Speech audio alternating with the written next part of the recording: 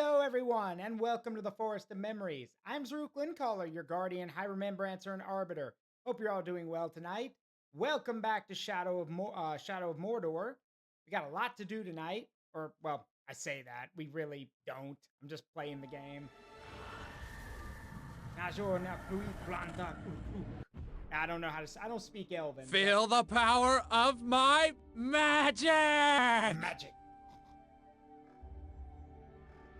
Anyway, how y'all doing tonight? Hello, Dino King. Hello, Red Mage. Hello, Wolf Gaming. Hello, Bow and Terra. That's not Elven. Well, I don't know what it is, Bow and Terra. You found a translator. That doesn't mean I can read it. That's black speech. Oh, well, well, I'm definitely not reading it then. Orcs are not people. As rivers flow and waters flow, as oceans settle in port of calm, your journey onto white shores glide, and there you settle in with pride. And to the rangers who are not gone, may your spirits... All right, how's the volume, by the way? Can you guys hear it all right? All right, let's see.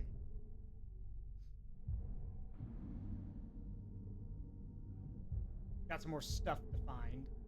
So I think what we're gonna do... Suffer me now. Suffer me now! Yeah. So here's what we're gonna do. I'm gonna go grab this artifact real quick, and then we're gonna go grab the other stuff, but I don't want to leave this one just sitting over here, so we're gonna go deal with that.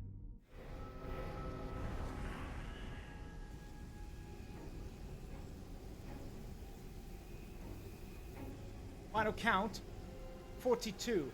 42. That's not bad for a elfling princeling. I myself am sitting pretty at 43.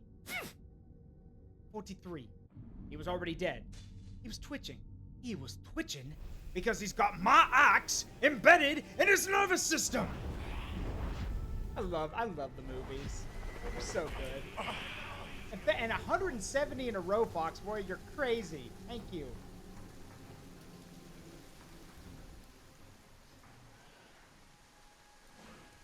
Who'd you think would be best to fight the duel?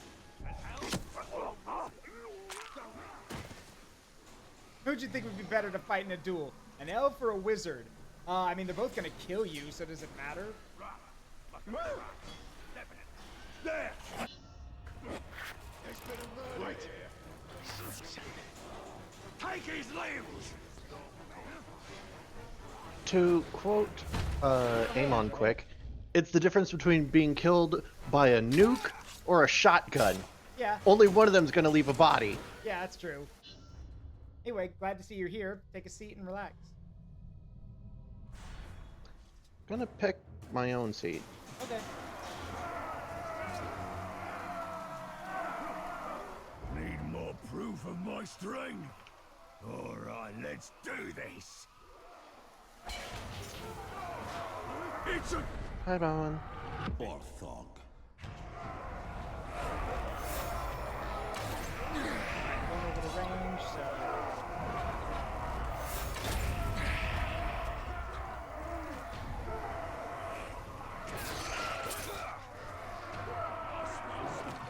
Hey!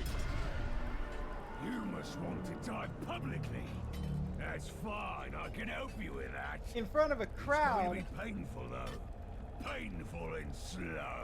Oh, well, shame.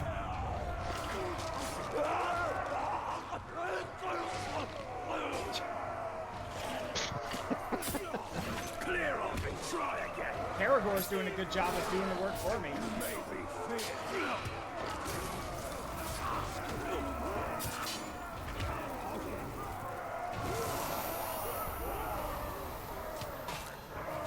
Beach.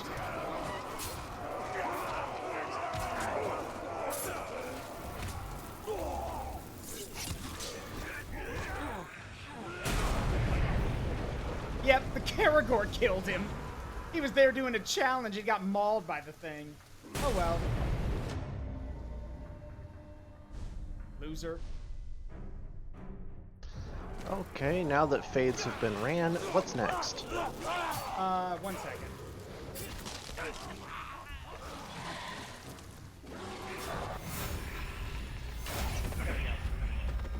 Now the fade has been ran. The main reason I'm here is to do get that artifact.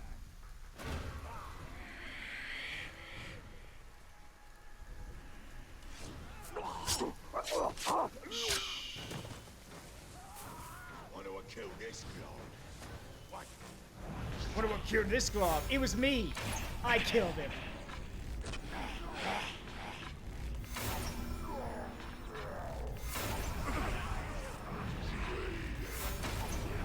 Freedom.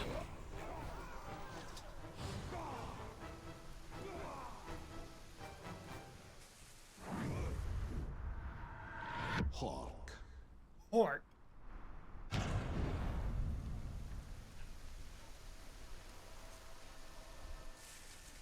Surprise, motherfucker. Hey, AMB.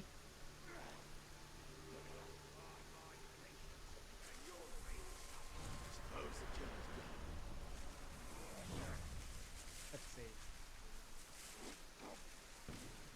Make an example. Hey! Oh, never mind. I'm gonna cut you slow and savor every twitch. I want to get your eyes looked at. I think you got some kind of eye issue. The issue is called spice. Yeah. Even in Mordor to spice must fly. Oh, vulnerable to range. Right. Give up! We have you outnumbered! As if that matters. We got you outnumbered! Oh god, he has pink eye. Oh god, he does have pink eye. Both of us will rip you apart! We got you outnumbered. That's what you think. That's what you think. And a fat lot of good it's gonna do you. Too many, Ranger!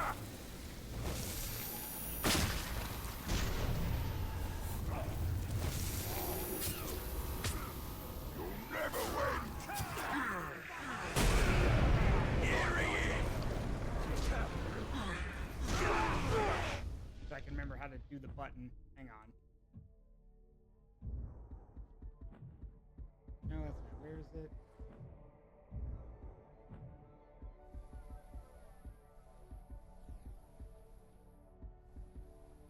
Gotta check my upgrade thing here.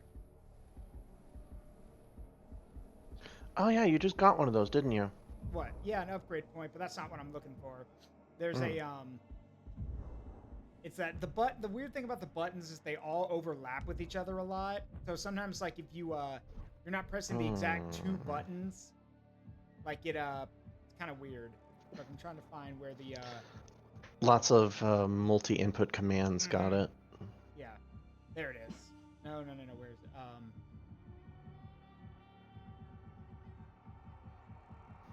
Okay, never mind. Because it's like where is it?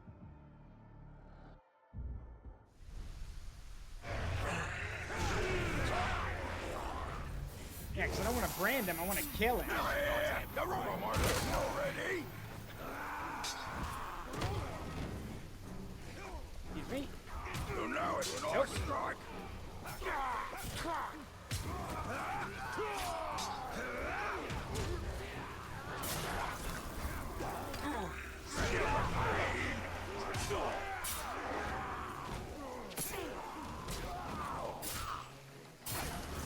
There it is. I'm gonna make you scream, Lord! Excuse me. Nope. Come on, now!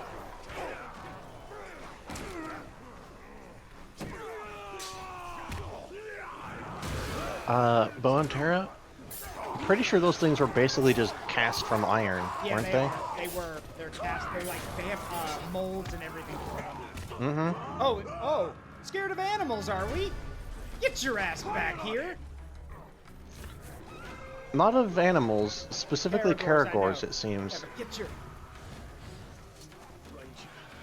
Fucking Get your pansy ass back here. fucking orc. Get your ass back here.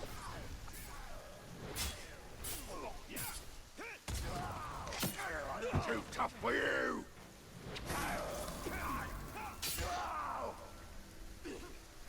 Not before! You know, they probably would make a really good machete.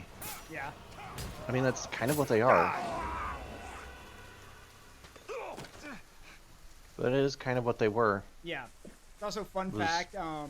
They were basically just hooked machetes. Yeah, as stupid as they are, credit where credit's due. I literally drove drove a long sword into that guy's shoulder, and he still shrugged it off anyway. Oh, also, I need to kill one of these, so... Thought that plant looked harvestable.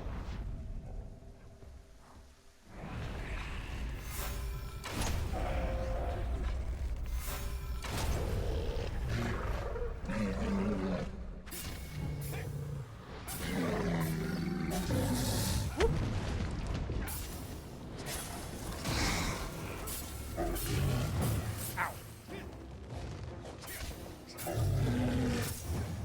Ooh.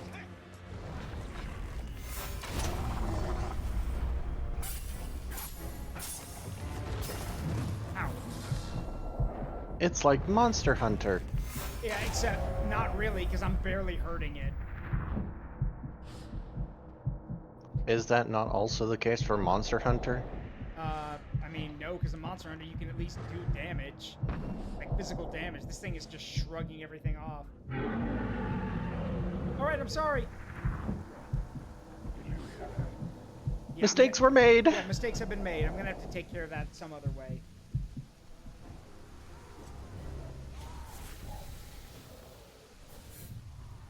Oh, or those two idiots could deal with the problem.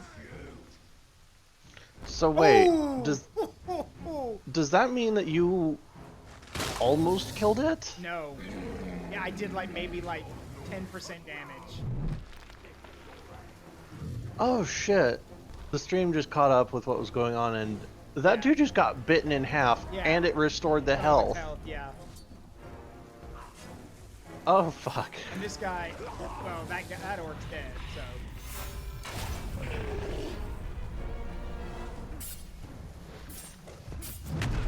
Ow. Ow. Yeah, I cannot fight that thing. There's gotta be another way. I'm one man, or wraith, whatever.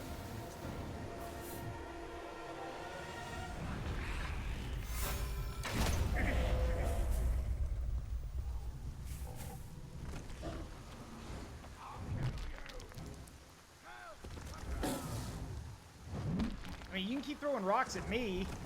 Meanwhile, the orcs can do the damage. I'll just stand around. I'll just hang here.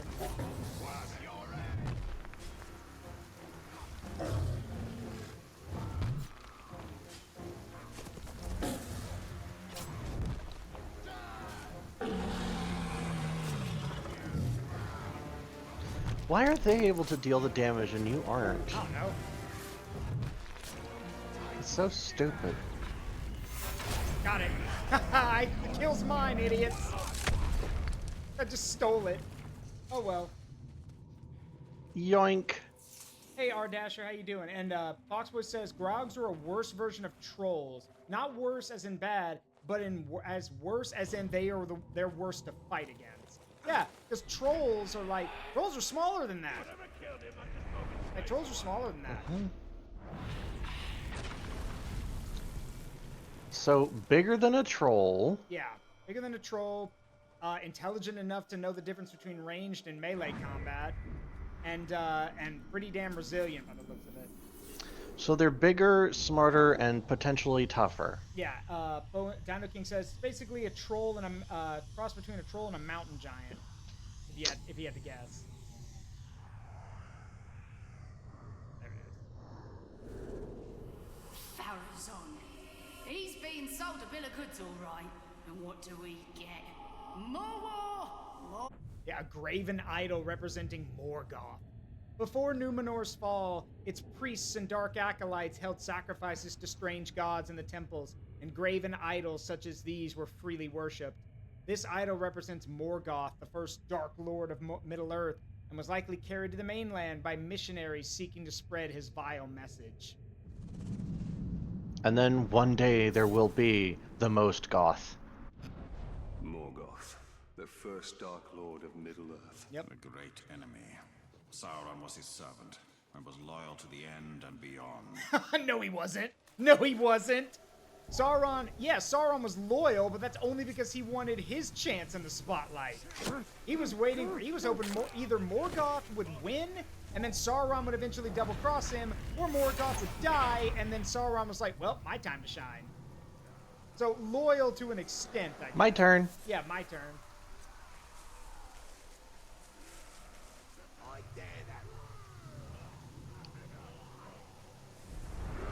Well, to the end, only because it didn't end the way it was supposed to. Yep. Alright, let's see. Let's do this little resistance mission. Exactly, Fox Boy. Yep. That's basically what we're saying. Now, I'm sure Sauron would describe it as, oh no, I was just filling a power vacuum. Yeah, one you were hoping for. Yeah. Though We're not stupid. Yeah, I mean, yeah, if you tell him that, he'd just be like, yeah, details. Details. Mm-hmm. Yeah, that does sound like, Yeah, Sauron... To be fair, Sauron can claim that he planned everything, but he always missed out on the smallest details. Hey, over here. That's a Hobbit joke. Indeed it is. And the joke was also very short. Run.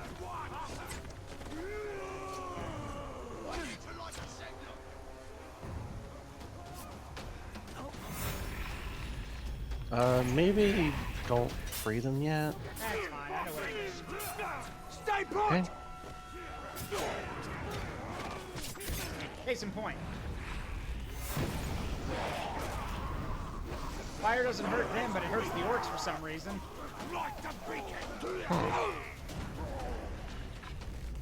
Useful.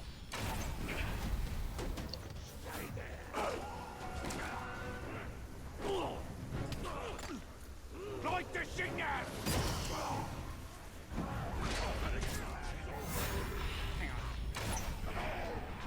Dino King does raise an interesting question. If Owl sided with Morgoth, do you think Sauron would have actually been loyal?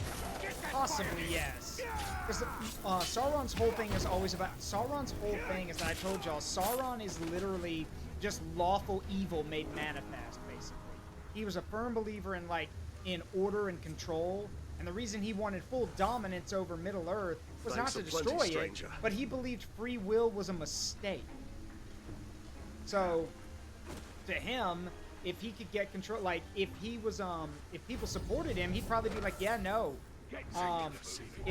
Basically, if more people supported Morgoth, then Sauron would have taken the stance of, nope, if people back this idea, and that brings, brings control, then, yeah, no, this is the right thing to do. Again, fuck everyone else, but, because Sauron didn't care. Yeah, Morgoth wants to destroy, Sauron wants control. So chaotic evil versus lawful evil. Let's go get this other one right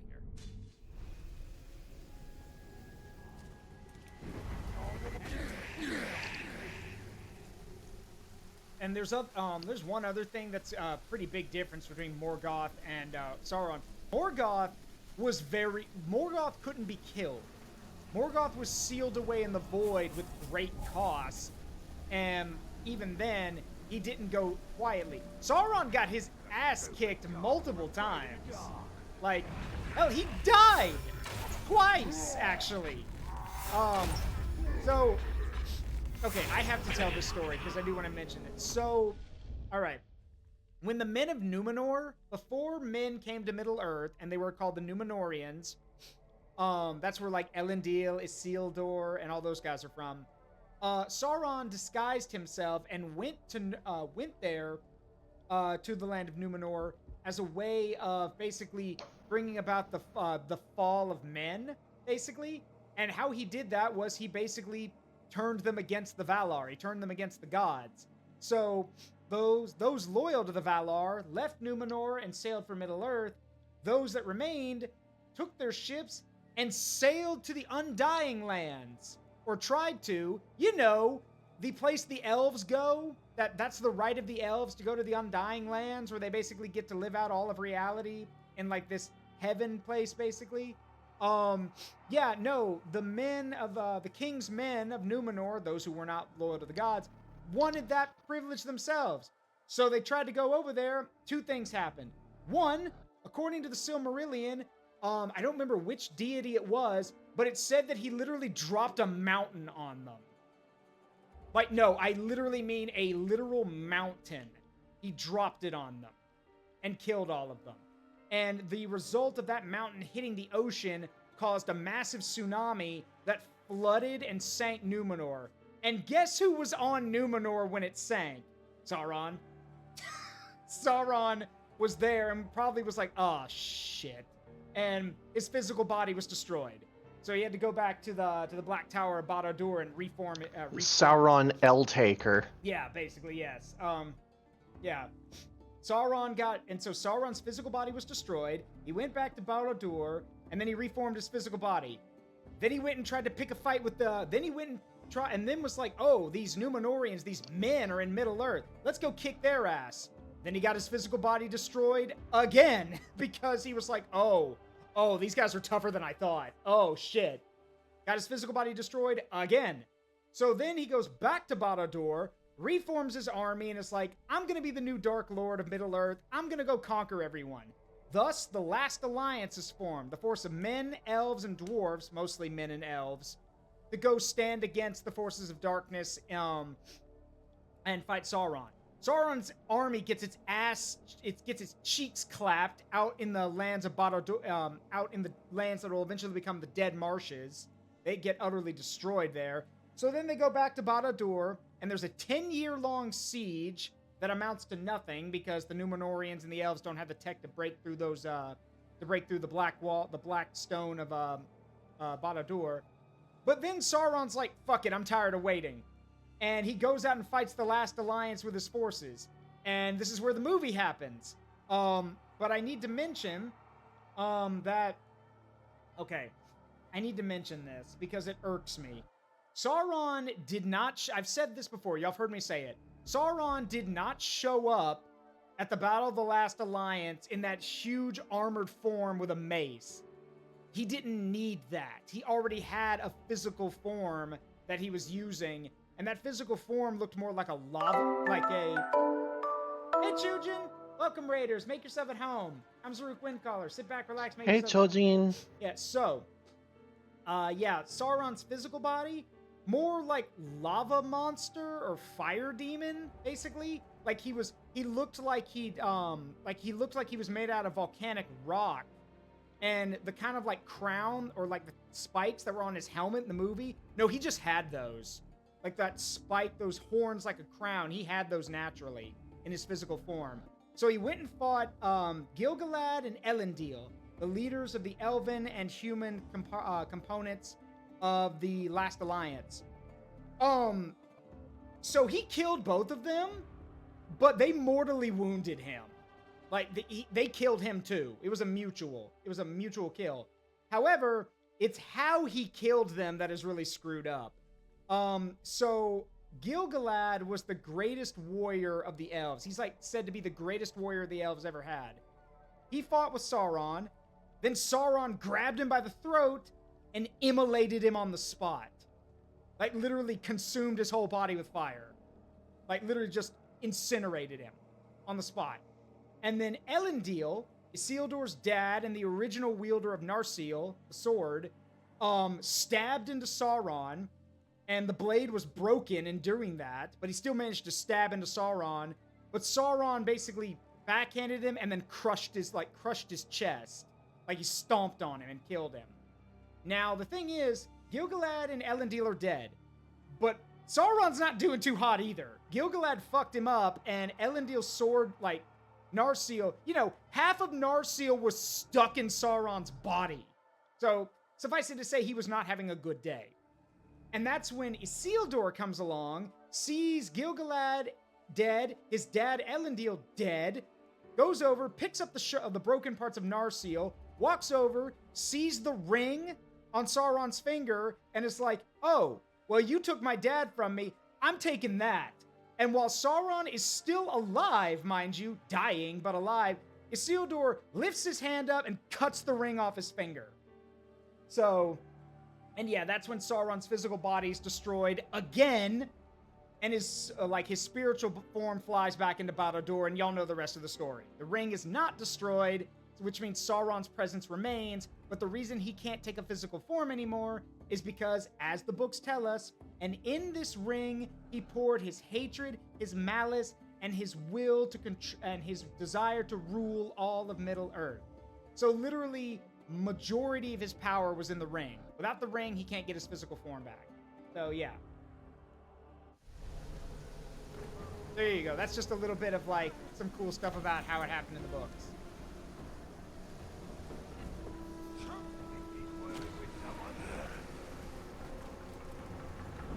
Oh yeah, it is a fun game, Lizard Guy. I love it.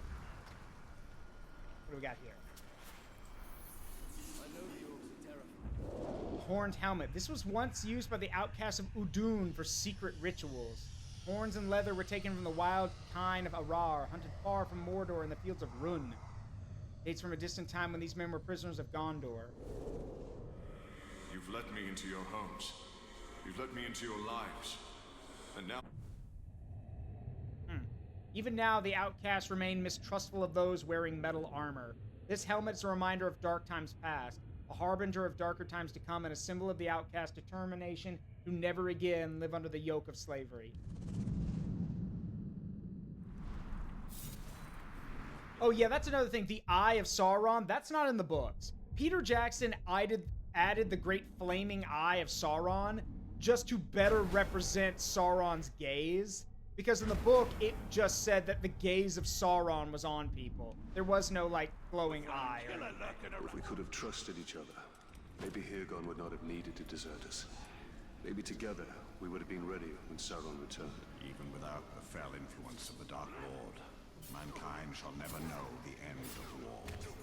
I hate how right he is about that. You're an elven asshole, Celebrimbor, but you're right. That's true, Foxboy, but they didn't do that because it's dumb.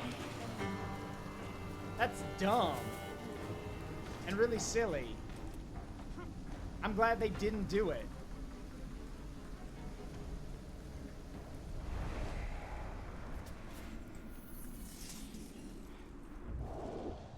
An excavator cog.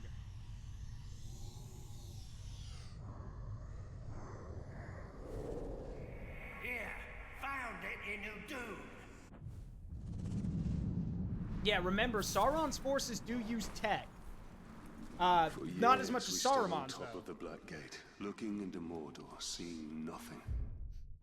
Yeah, because Saruman's forces loved their tech. We were asleep. The murderous rhythm of the Dark Lord's war machines will awaken all. We must break them. You're on patrol around the hollow. Make sure you look up, just in case. Yeah, I and the Reach climb around the mud to surprise their enemies from above.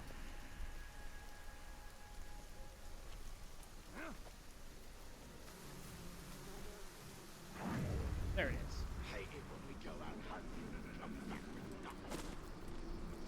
Let ourselves get distracted by that skinny creature I end up pushing. A ranger's cloak clasp. Alright, nice. I think we got most of the things we were able to get here. Yep. Is there... Oh. Huh? Say again? I was about to ask if there was a counter. Yes, there is, but the rest of them are probably in the other map. This is only the, this is the first map. There's another one. Alright. Dirhael was about to take the oath to become a ranger. He did not deserve such an evil end. Oh, that's nice of you, Celebrimbor. I didn't know you actually cared. Then again, he probably doesn't.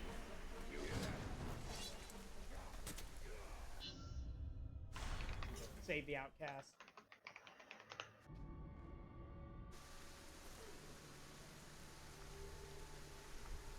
Stealth kill 10 Uruks. Okay.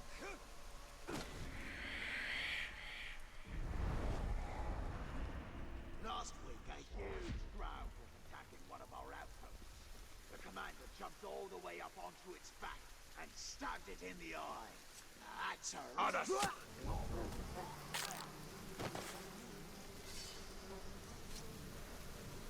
One.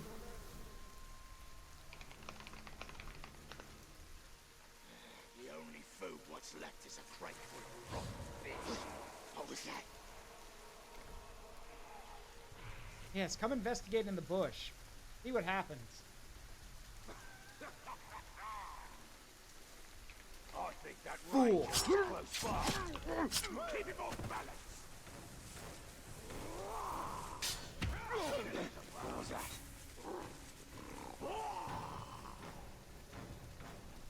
Catch me if you can.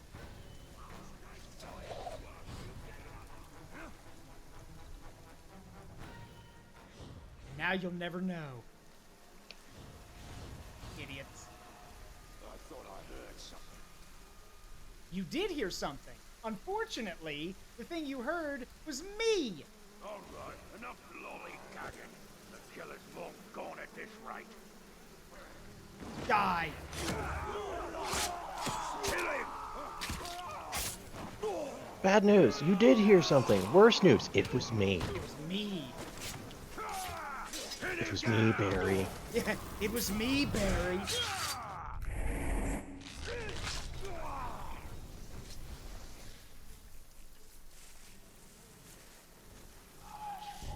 This Uruk's been killed. This Ordric's been killed, and this one's been burned. I do love the horrified You look. better maim the next one then. Yeah. I do love the horrified look on their face when you pop out of the bush and attack them. They're like, really "Oh, here to save us all? nuts." Like they Don't know give it's up. over. I think that's more it's because you are a man-shaped opponent who is entirely on their own. Yeah. That alone is, in their situation, a really bad omen.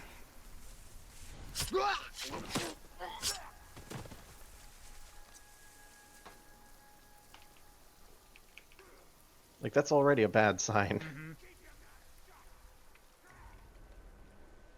If they knew who you were, it would be even worse. Oh, they know who I am. They call him Gravewalker for a reason. They know his That's whole deal. fair.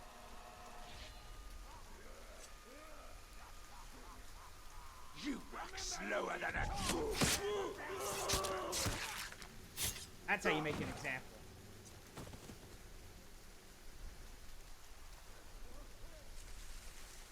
Hey, you! We're tied up here! Please help! Stolen someone's grog. I don't like the sound of that.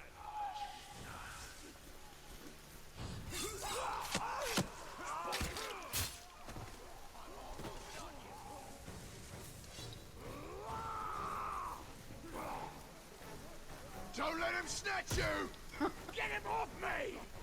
He's swinging that thing over his love- head like it's I love how you legend, can like hold them it's and let him- Zelda. I love how you can hold him and just let them beat the shit out of each other. Like that.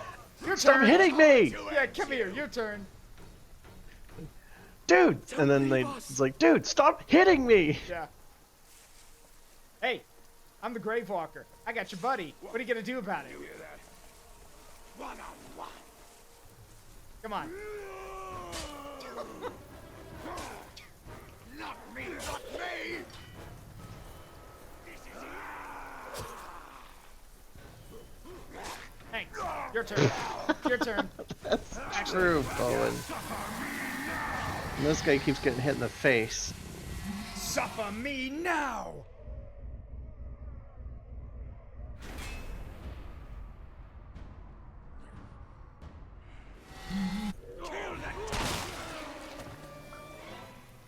Run.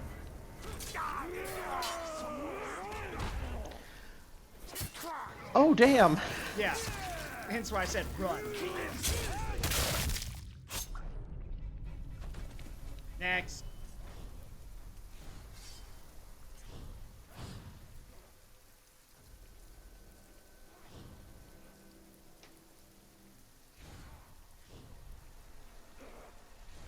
Ranger! Get him! Stop!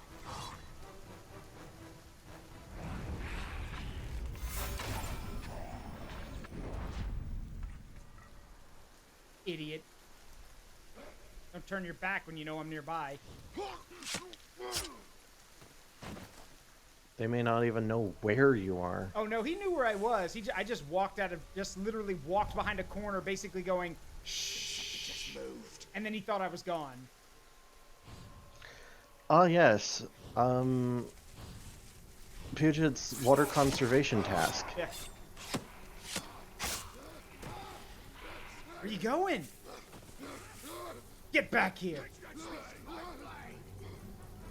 I think the object permanence that they had was they know where you went, Yeah. There we go. not where you're going. Job done.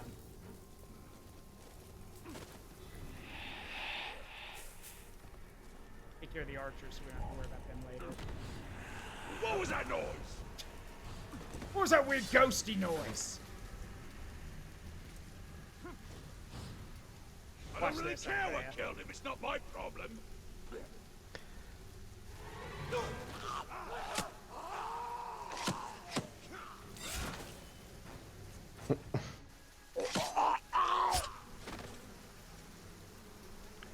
You think you stabbed him enough? Nope. That's the brutalize ability. It scares everyone who sees it so they run away. We need help. Oh, I know. Hang on. There we go. Now I can help you.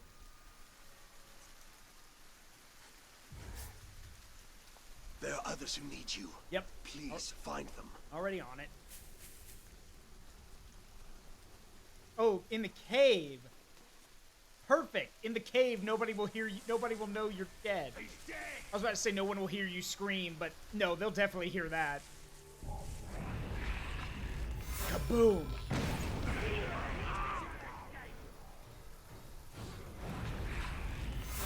Putting the boom in boom headshot.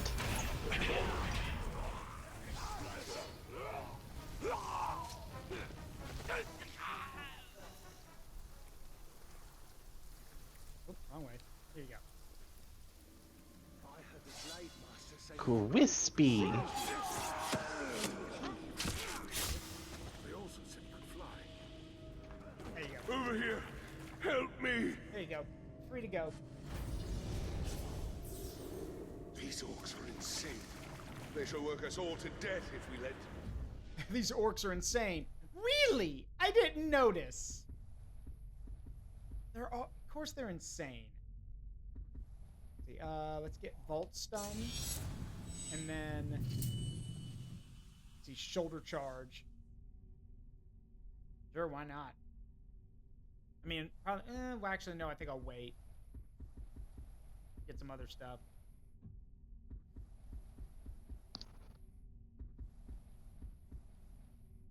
And then unlock the last rune slot, the last mark for my sword.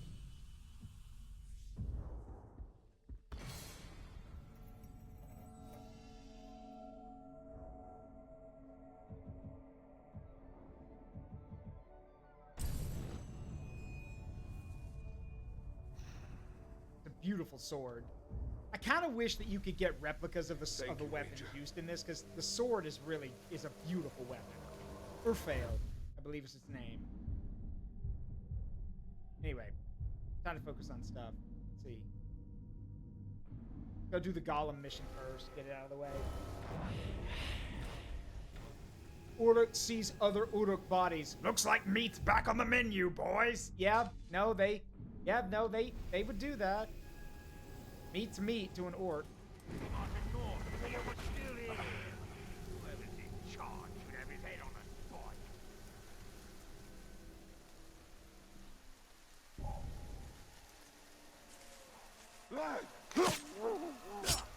Shh. Shut up.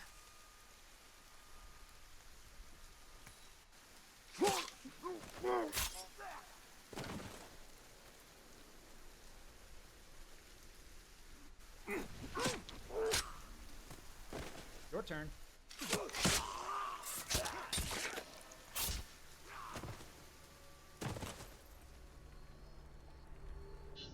one truth. Gollum is hungry to lead the Bright Master to the artifacts, and with each discovery, the power of the Wraith grows and his connection to the Dark Lord becomes clearer.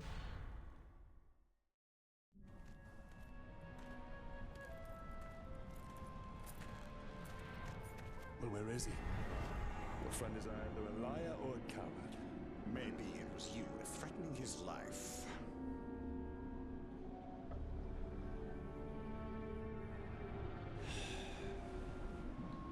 Let's go find your precious treasure.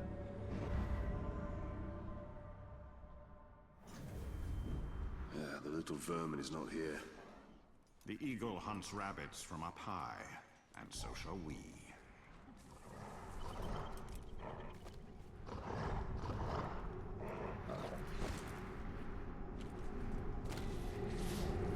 Going up. Now, y'all remember from the prologue we did, like the expansion that was a prologue to this, we know that all these towers were built by the orcs, basically. Celebrimbor ordered them to build these towers.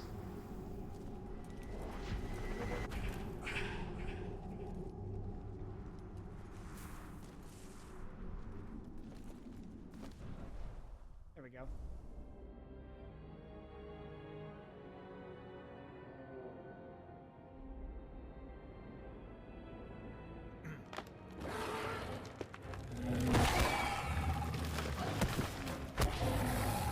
Oh, God.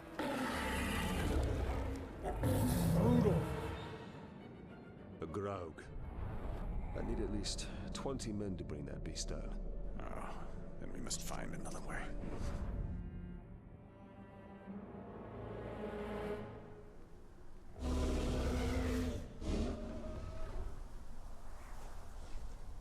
Charging for the cave's mouth will only lead us into the Graug's jaws. A well-placed arrow will do the trick here. Impressive, Talion. That should keep the Graug occupied. For now. The air here is thick in death. Well, I mean, it is an animal's lair. Usually things that they've killed don't leave after they've been killed in here. So... Ghouls. Why am I not surprised? Okay.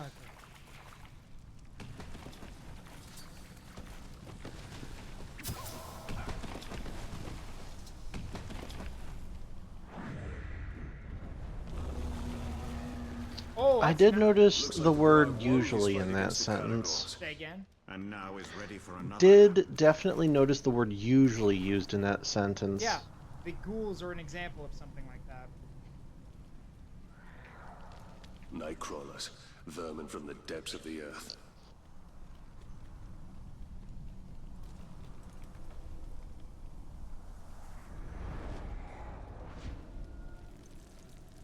Oh, those are Gondorian shields. Hmm.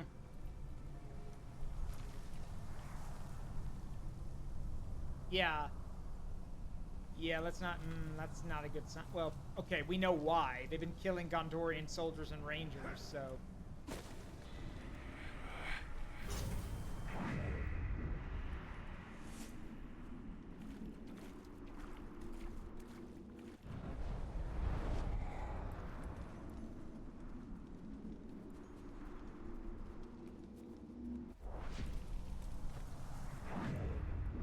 There it is.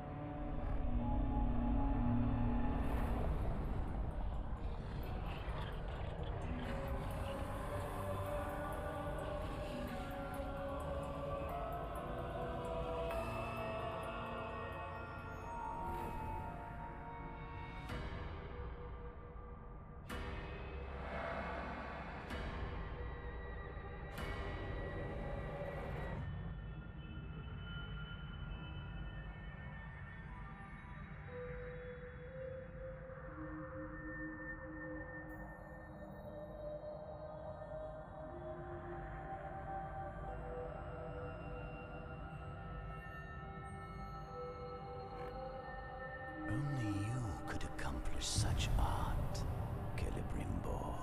Ah, the dulcet tones of Steve Bloom. Greatest smith of the Second Age. I'd heard the stories, but I remember my name now. I shaped the history of Middle-earth. I crafted the Rings of Power.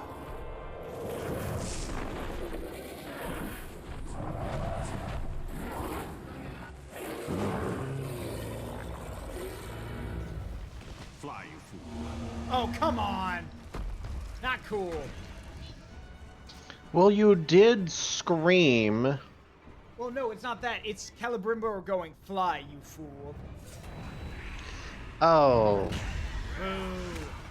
Boo. Boo. Boo. Boo this elf. Yeah.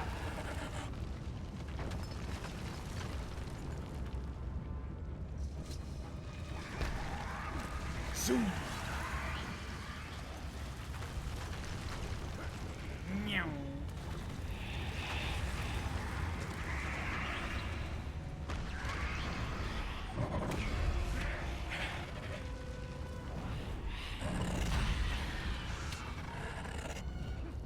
Move.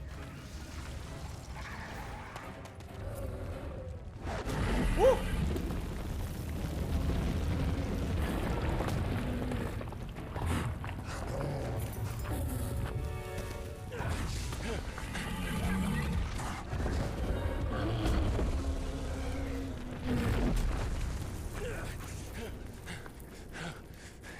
And good riddance. I'm the one responsible for all of this. That's why Sauron wants me. No. No. Bright Master is good. He looks after us. Shut your insolent mouth! Nasty Ranger. He knows nothing of the Bright Master. I know of his legend. How Sauron deceived you into making the rings. He tortured both you and your king. And the precious.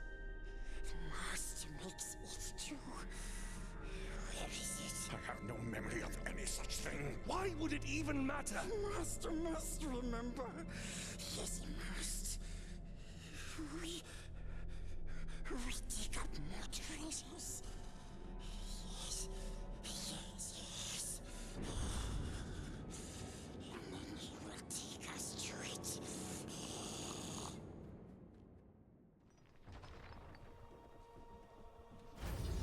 You know, in a dark kind of thing, we do have an actual explanation for why he can't remember anything. Y'all saw it in the prologue I did where we played the expansion or the DLC. He got his brain bashed in by Sauron.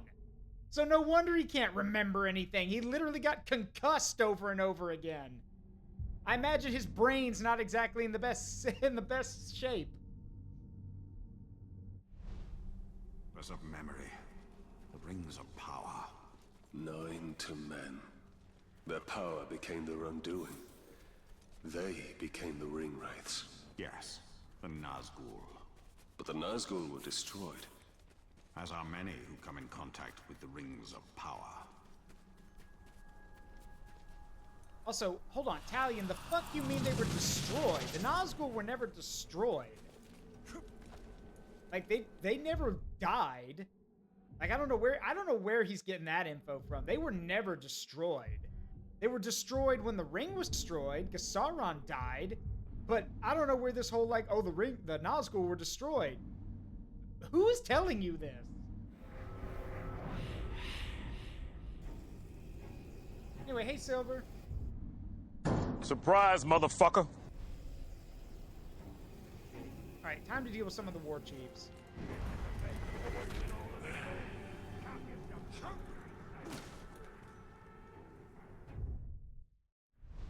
But now that I've got some upgrades... So now we have Shadow Strike. And now we can upgrade it to make it lethal. Because normally it just knocks people out, but now we can actually... Now it's lethal.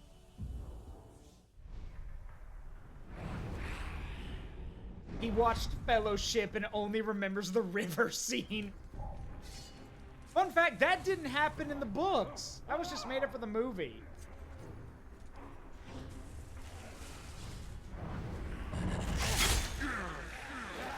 Off with your head.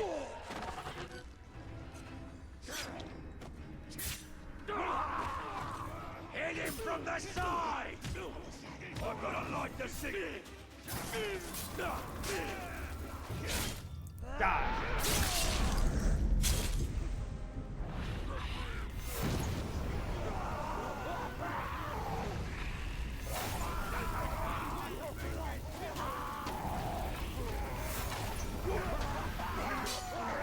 Bitch.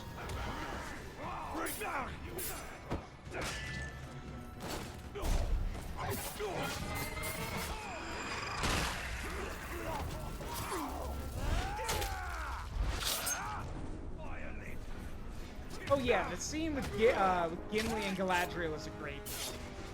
Do you know about that one, Andrea? Yes. I also know the story behind the 3 hairs of Galadriel. Yeah.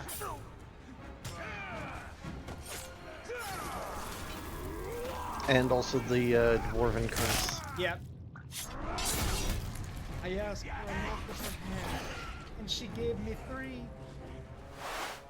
Not only because he was such a nice dwarf, but also because it was her way of saying, yeah, fuck that guy, that elven prick who asked for a lock of my hair.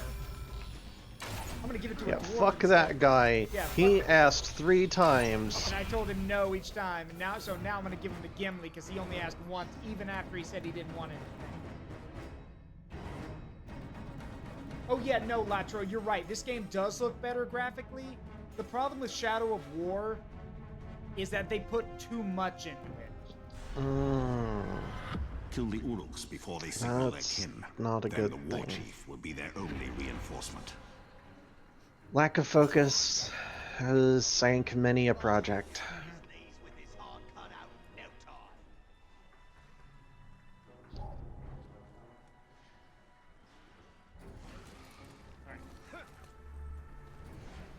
You get a chance to kill the ranger, take it. You'll be well rewarded. Sadly, the reward's not for you.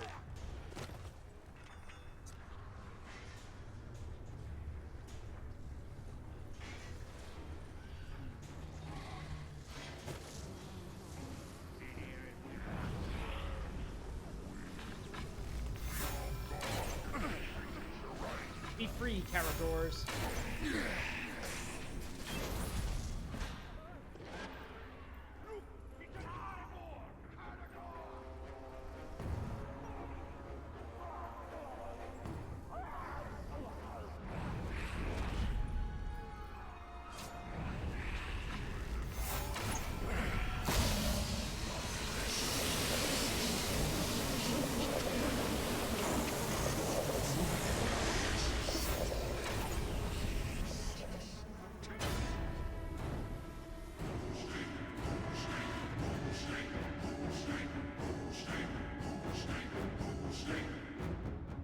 All right, and before we go deal with push screen, because we have to, we're about to have an ad start. Don't forget, there's always the random chance that the warlord we have to deal with is named Douche, and then we get to hear everyone chant douche, douche, douche over and over again while we fight him.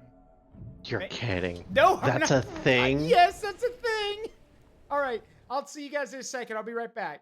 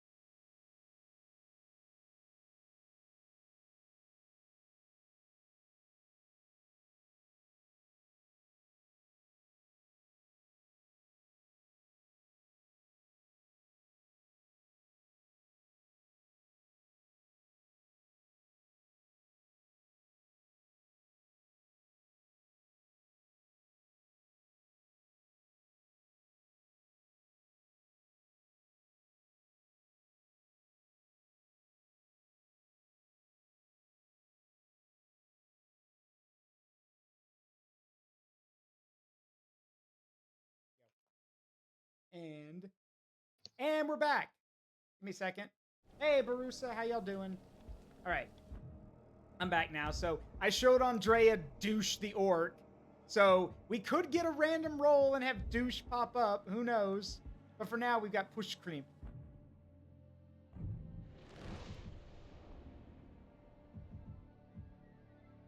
Let's see. Let's go with...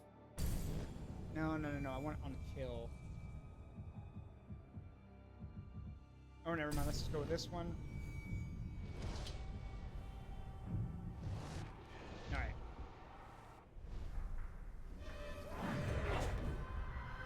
Push cream. Oh, he's scared of Caragors, and it just so happens I let them out of their cage. Uh-oh. Yeah. God, and you're a warlord. What a baby.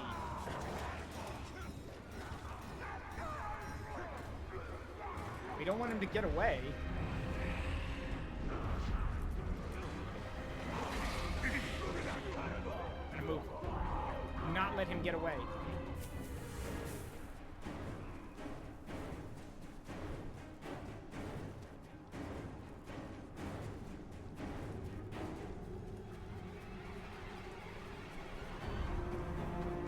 Oh, the reason I do that, Barusa, is because, okay, you're right. A lot of people here probably do have a sub, and it seems weird to take the commercial breaks. But here's the thing. I like what Queso said. You know, one of the big streamers. I like what he said.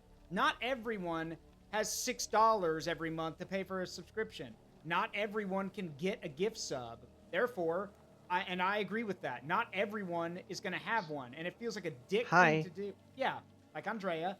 But it also feels like a dick thing to do anyway, to discriminate against people who don't have one by denying them the footage. So, no, I'm going to take breaks, you know, take a few minutes. And besides, it's better to take those 3-minute ad breaks because if I don't, I can tell you guys, it could be worse. Would you guys like to get 5 minutes of ads every 40 minutes? Because that's what Twitch keeps telling me to do, but I don't want to do that. So...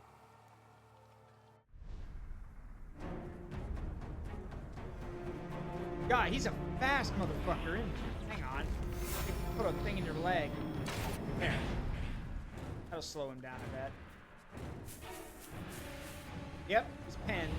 Okay, hang on.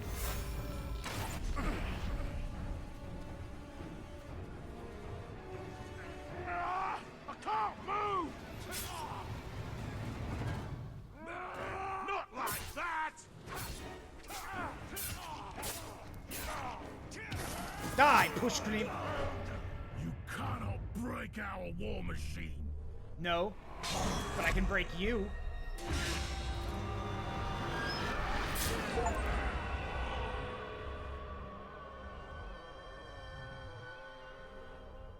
There we go. He looked so shocked. Mm-hmm. He looked so shocked as he was, Dying? as his head was sent flying. Mm-hmm. The ranger's the one helping. He's like, wait a minute. I can't That's die. not how the script is supposed to go. That's not how this works. It's like, wait a minute. That's not in the script. Yeah, he was probably thinking we're supposed to fight. I didn't even get to fight. He ran away from the Caragors. I pinned him in place, stabbed him in the back, and then hit him a few times. Then he died. Watch him come back. Watch him come back with a stitch around his neck. I mean, to be fair, in Shadow of War, in Shadow of War, you can blow guys up and they'll survive. You can feed them to animals and they'll survive. You can literally poison them and they'll survive. But not in this game. Shadow of Mordor, like, war chiefs, if they... Alright, let me put it this way. In Shadow of Mordor, and by extension Shadow of War, to an extent, if an orc loses their head, they're not coming back. Because that can't be fixed. Other stuff can be fixed, though. So, yeah. Shadow of War be like, I got better. Mm-hmm. Oh, Snarl Blacktooth over there has been killed by the Ranger 5 times, ain't you, Blacktooth? Oh, but I haven't lost my spirit, that I haven't. missing multiple limbs that have been stitched back on. Got a bag over his head because of how messed up his face is.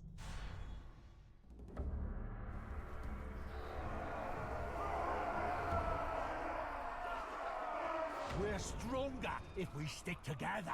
Come and work for me. I'm my own Uruk. Truly orc behavior. That's orc with a K.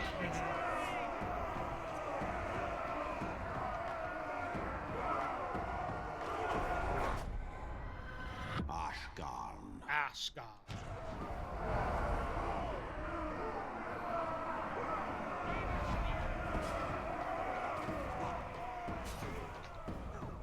Ashgarn is getting his ass beat.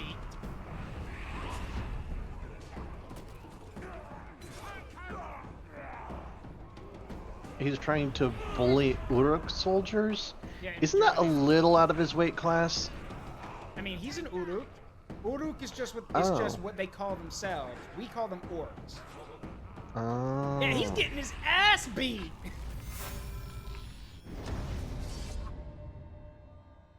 Fail. Yep, fled. You little piss baby.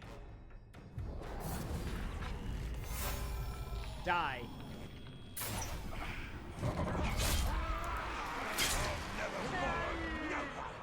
There we go.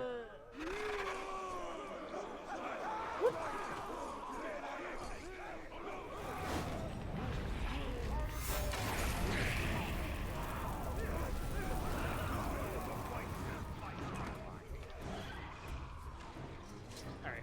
What was I doing? Oh, right. Next. Reminds me of that quote from that 300 parody called Meet the Spartans, where Leonidas... Oh, fuck. What? Leonidas grabs... There's a memory. Yeah, Leonidas grabs the kid by the legs. Where do you think you're going, little pussy? That's literally what I thought of as soon as I saw him running. I'm like, where the fuck are you going? I'm gonna kill you. I don't remember that scene. Yeah, I think it's like in the credits. It's where he's training his son, and like, son tries to crawl away, grabs him by the legs. Where do you think you're going, little pussy? And then he like does a weird like a backbreaker on him. That movie is so incredibly stupid. Well, to be fair, even the original 300 is stupid. Yeah, but then they just took it to a whole new Yeah, level of stupid with Meet the Spartans. Mm-hmm. I'm trying to remember who played Leonidas in that movie, because he was a really good actor. Oh, happy feet. Yeah. Also, fun fact. I'm gonna break my happy foot off in your ass. Yeah, fun fact. Did you guys know that in the original, the real 300, the guy who played Leonidas in that would later go on to be in the, in the Chronicles of Narnia, Prince Caspian. He played the villain in that, and it literally just looks like the evil version of Leonidas, and he literally fights Peter in the movie. They fight like in a melee against each other. And what's funny is that the guy who was playing Leonidas was still in the same shape he was in for 300. Oh, shit! So he was like, so people made the joke, they're like, oh, so someone in his premier prime is beating the shit out of this young adult actor. Okay. Yeah, like... Yeah, no, that boy... Ooh. Yeah. Ooh, that's not a fight, that's a beating. Yeah, and the thing is, in the movie, it is kind of a fight at first, and then Leonidas' actor breaks, the guy he's playing as breaks Peter's arm during their brawl. So I kept thinking, I'm like, I really hope they told him, hey, you need to hold back because you're really tough right now, and you might hurt this kid. Oh, this is too easy. Oh, shit. Yep, that was easy.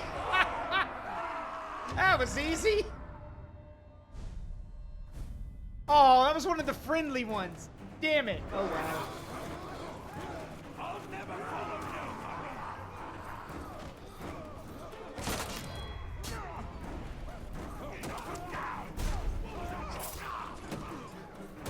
Wait, what's the issue with killing the friendly ones? Nothing, but the friendly ones are funny. Like, let me put it this way. Fair enough. Let me put it this way. One of the things about the friendly ones is that if you get into a weapon lock with them, you know, normally they're like, Ranger! Or something like that. But if you get in a weapon lock with a friendly one, you might hear, my boy! Or, my lad! Like, they're happy to see you. Like, and they're actively friendly. Hey, how's it going? Yeah, Ranger! Like that. They're actively friendly. Fortunately, I have to lop your head off, but Well, he does hey, it's good to see you. Yeah, he does. They do mention stuff like that. He goes like, this is terrible. I didn't want to meet like this, but such is fate. And then you have to fight. Like again, they're normally very nice orcs. So it's just funny to hear them say that. If we come across another one, I'm making him a warlord. I want there to be a friendly ass warlord. Definitely. And it should be noted in in this game and in Shadow of War, the funny thing about the friendly ones is that power-wise, they're usually weaker than other Uruks. But if they're allowed to live and become incredibly powerful, then they get some of the strongest bonuses. Because everyone is loyal to them. You know, because they're not assholes. They're actually nice. Gerald Butler was Leonidas, the main bad guy. Oh, I'm sorry, I got it wrong. Gerard Butler was Leonidas. The main bad guy in Narnia was Sergio Castellito. Okay, I guess I got him mixed up there.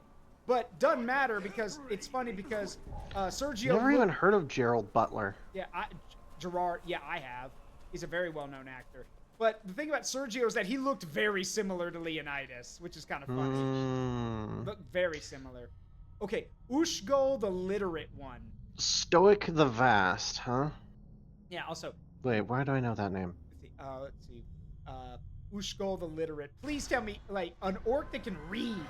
He believes he draws us into well, a that's trap. even rare. That's even. I'm not sure which is more rare, that or a friendly orc. Probably the literate one.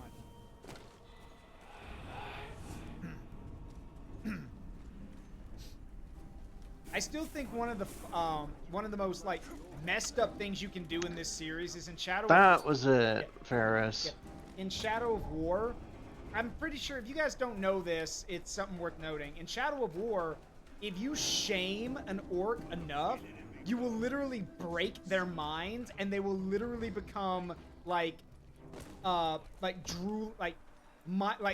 actually crazy. Like they stop talking, they stop communicating properly, and instead they just talk in sounds like woo woo. Like they sound like they. Yeah, they just crack. Yeah, they crack, and they're utterly insane. Mm-hmm. And which is kind of well, it's not kind of messed up. It is messed up. Yeah, you literally just mind break them. Yeah, you literally mind break them and make them into toddlers, basically. Do you just drive them crazy? Yeah. I'm trying to remember, what was that quote from the old TMNT movie? Because they are stupid. They're not stupid, they're infants. Well, stupid infants. Which... That's basically what happens with them. And yes, you could do it to any of them. You could take the most powerful orc ever and turn him into a drooling infant. Into a babbling lunatic. Mm-hmm.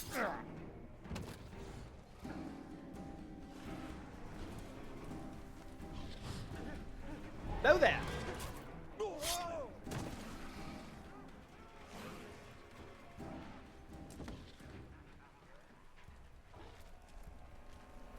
This is taking too long. You ought to just lock it in.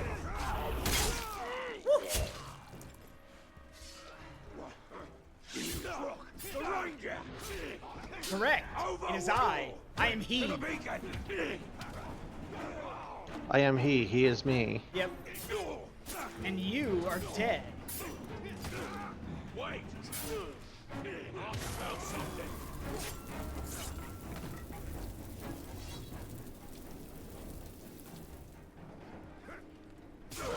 Oops, sorry about that. Okay, I know that was plunged into his spine, but from the way the camera was angled, it looked like Talion rammed his dagger up that orc's ass and then shoved it as hard as he could.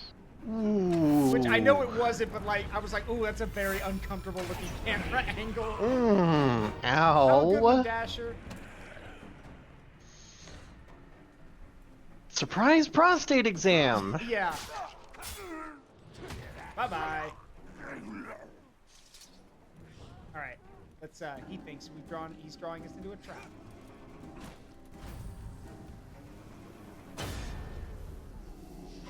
Oosh go. Oosh go. Oh, he's got, look at that, he's got stuff on his pack. He's got like scrolls and literature. That's cool. Let's get him. Hey! Man, stupid! Man walk into trap! Oh, so you're not literate at all. You're, like, I guess that's just a joke. Because that didn't sound very literate. No, I think he is literate. Because, let's be honest, most orcs probably can't read. That's true.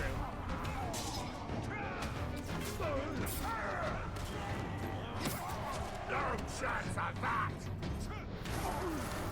Yeah, exactly what Bo and Tara said. Just because he's literate doesn't mean he's well spoken. True. Also, I like what Dino King said. The safe word is Baradur. Yeah. Will it hurt when I'm dead? I don't want it to. That's actually fucked up.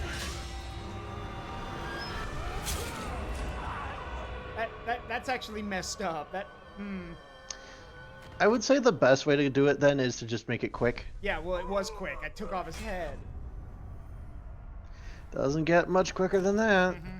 Will it hurt when I'm dead? I don't want it to. That is a very, and I don't mean Humanizing. This, yeah, very humanizing response.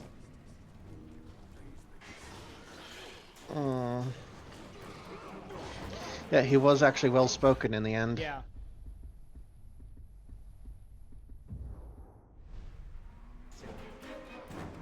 Got one down there. Ook book. Assassin's Creed, give him the Assassin's Creed treatment. Yeah, I'm going to. Hang on. Ook book. Let's see. Surprise, motherfucker! No, he's immune. Oh no, we stabbed him. Never mind. I was thinking, oh, there it is. Man, your head looks like an egg. You are bald you're a bald bastard. You look like an Yeah, egg. no, the dude. You Well, look it's like also an the shape egg. of his entire skull. To Yeah, be you fair, look like his like an whole head egg. is, his whole head is shaped like a giant, like a really large egg. Egg. So that's one of the people who got turned into egg. Yeah, egg. Invulnerable to range, they do call Yeah. him the shield. Yeah, So true enough. Where you go? Come here. eggy. Yeah, eggy. Send out the beacon's fire!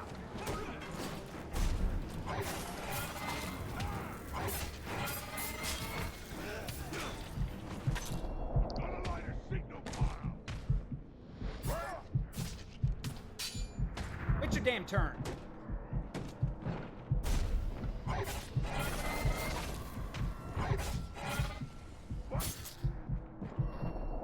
Here, you useless!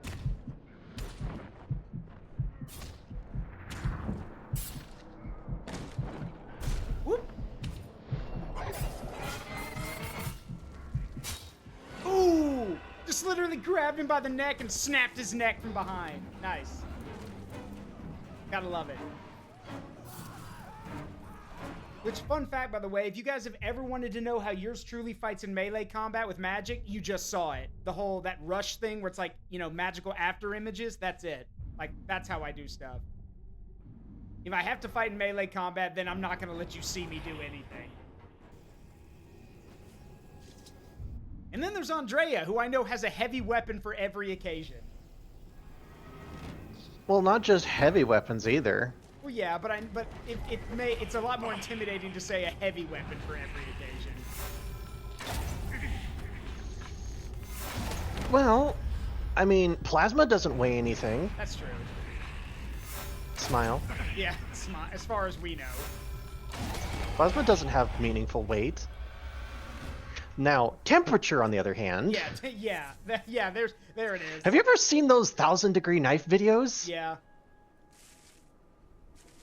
I figured it would be Zaruk equals Fireball now, fuck off. I mean... Yeah, look, Fireball, now fuck off. Yeah, Fireball, now fuck off. Yeah, look, Fireball has its place. It is amazing, and it does have its place, but sometimes you need to draw a sword and get in on the action. And again, I use a rapier. So, my whole thing is rush you down with those magical images and stab every vital area at once. Hey, Red Mage, that's a really good idea. I'm gonna get on that.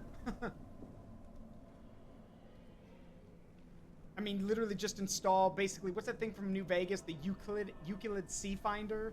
That like yeah, Euclid Sea Finder. Yeah, just have a version of Oh, that. good lord. Oh, good lord. You just have to point it at somebody and then, like, with one arm, point at It's somebody. a fucking trigonometry joke. I know, but the funny thing about it is that you point that at somebody with one arm and then with your other arm just wave at them before they get obliterated by an orbital laser. Hell, I could probably just link it to an optical module. Yeah, too.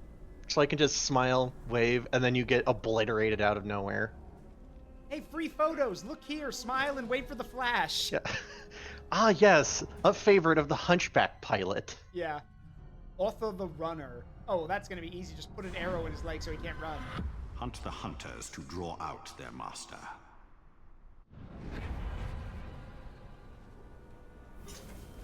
That is probably one of the ugliest orcs you've had to fight yet. Yeah, how pale that guy looks, yeah. Well, not just that, but like... It's not just like the fact that he's so pale, it's just like the head shape. Yeah, they're ugly. Ugly fucker. I mean... Like, even by orc standards, ugly. Yeah, to which I respond, do you know how little that narrows it down? Like, they're all kind of ugly. Ugly by orc standards. Fair. That should narrow it down by a good bit. Yeah. Like, oh, I see ugly even for an orc. Oh, yeah, that's a good one too, Dino King. I see a light. Walk towards it. Thinking of the thing where they're trying to prevent them from falling off the building, and the other person comes with a 2x4. Yeah. To push them down. Yep. Nope. Stay down there.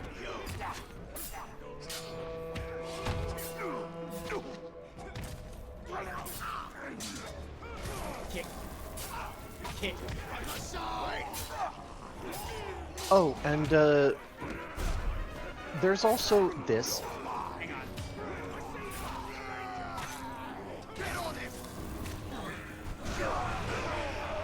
God, that was good.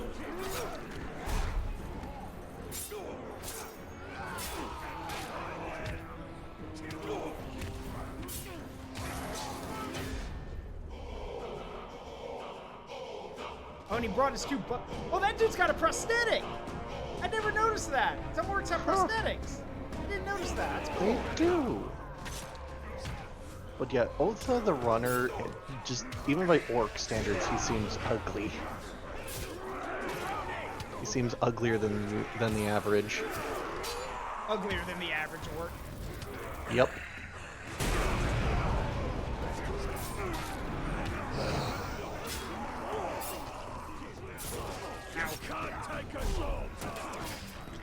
Good point, but you know what? I don't have to. Now you die. Blood for the blood god! 5. More blood for the blood god! Oh, that's Otho. Okay, that'll make it easier. I'm gonna save you for last, but okay. You wanted my attention, you little schmuck. Hey, you got it. Nice hair. Now you're gonna regret it. He actually has The hair. one attractive part. Yeah, he's actually got hair. You shouldn't have to die like this. Tough shit. You're dying. He anyway. looks like a fit. You know what he reminds me of? What? An anglerfish. Yeah, I guess so. He's got a head shaped like an anglerfish. Yeah.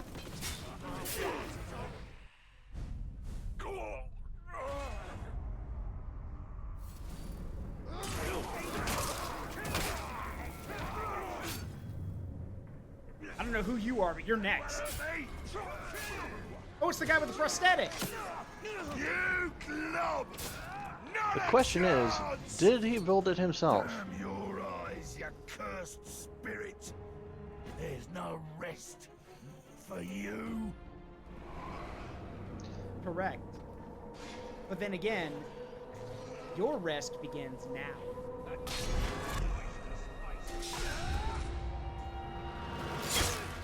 But, yeah.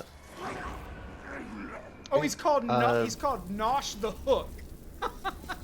The Hook. Sorry, Crosh the Hook. Yeah, the Hook. But yeah, for those curious, I switched up what my PNG was. Yeah, I see it. I can partially see it. Yeah. Anyway, last guy, the last war chief. Whoosh. There's not going to be a promotion of war chiefs, is there? No, you don't get to start branding guys into your own army till I think the next part. For now, we're just killing dudes left, right, and center. I need to kill more of them anyway to unlock some more power points. So. Mm-hmm.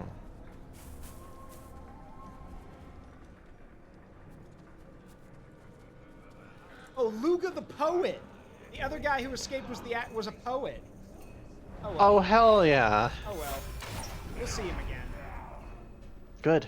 All right. Next up, Mog. Oh yeah, I forgot because the first guy we killed was Grog, the twin, and this is Mog, the other twin.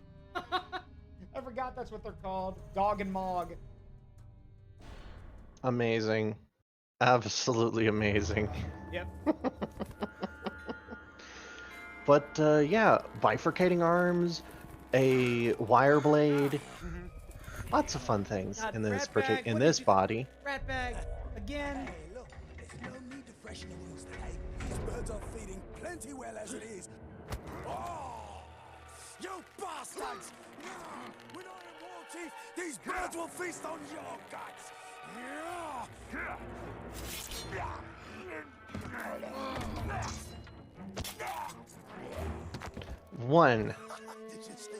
One battle mode. Red Mage.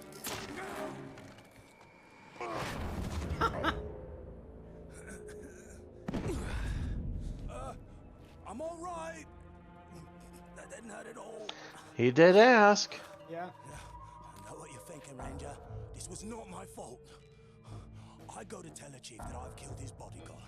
He turns Good thing the other guy broke his fall. Same face as the dead maggot I just killed. Regicus killed. Twins. What are the odds of... Just make sure you show up to take the place of the dead war chief. But the war chief's not dead. I'm going to go kill him! Oh, good plan. I'll be right I behind love you. how angry he is. Because I'm going to go kill him. Italian's so done. It works. He's like, what would it be?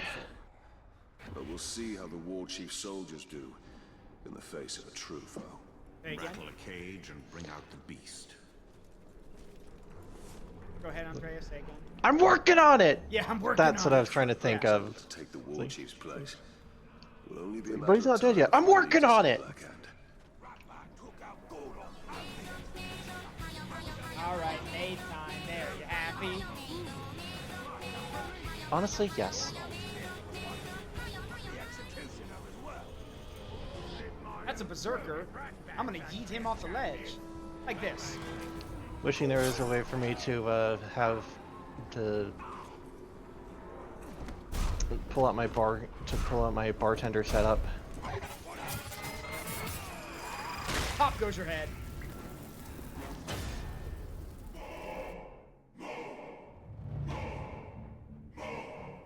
Mog, you need to do something about that emo haircut, my guy. Oh shit! I'm only now seeing the hair. Wow. Yeah, I thought I was kidding. Dude looks like he belongs in like An dude emo, looks like like a Mordor emo band. Yeah. Yes. Yeah, a little bit. Exactly. Yeah. He looks like he belongs in a fucking band. Good lord.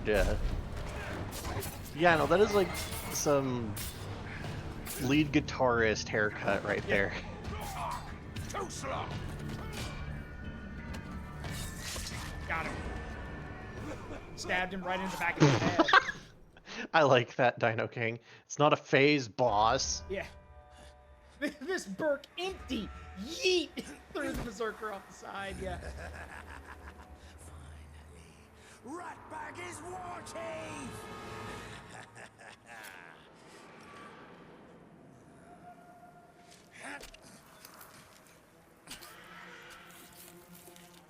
have slit his throat to make sure. We did it! Now honor our arrangement. Oh, don't you worry. War Chief Ratbag will make sure nobody gets in the way of your dirty schemes. But Ratbag can't speak for the other war chiefs. I wouldn't worry about them. Could I borrow your...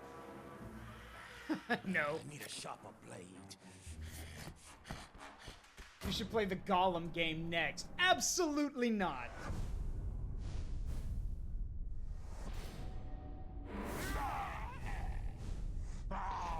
Tetanus ass knife. Yeah. Yeah, that's about right. Tetanus knife.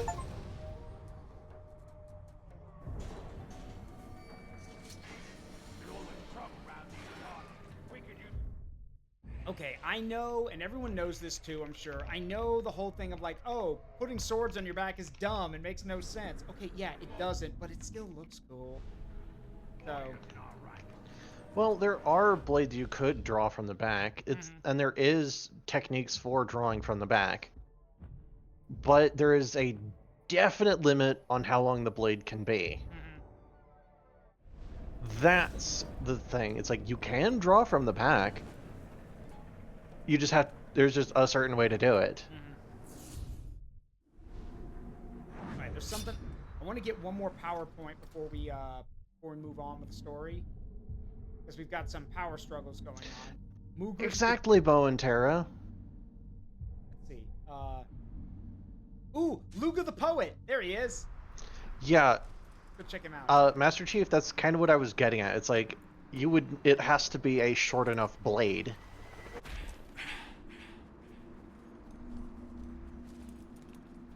Like, even if you, like, part of the technique would be, like, moving the scabbard downward to give the blade enough room to clear. Yeah. Also, remember, if someone asks a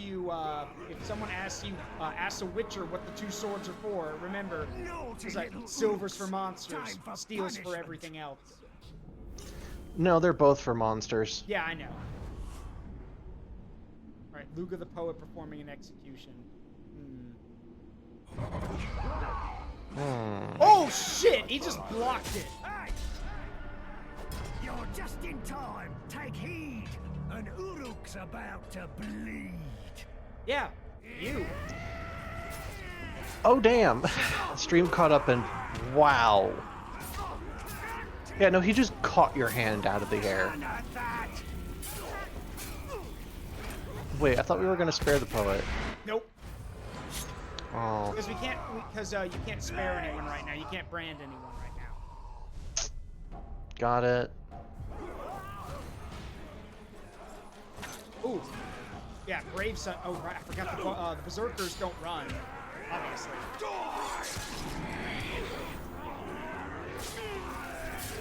But if you'd like to keep fighting, that's perfectly fine. Plenty of ass kicking to go around with me and my flaming sword. Too many of us. Why does it flame only sometimes? That is to show you that its crit has been activated. Got and it. to let you know you can activate an execution. That makes sense.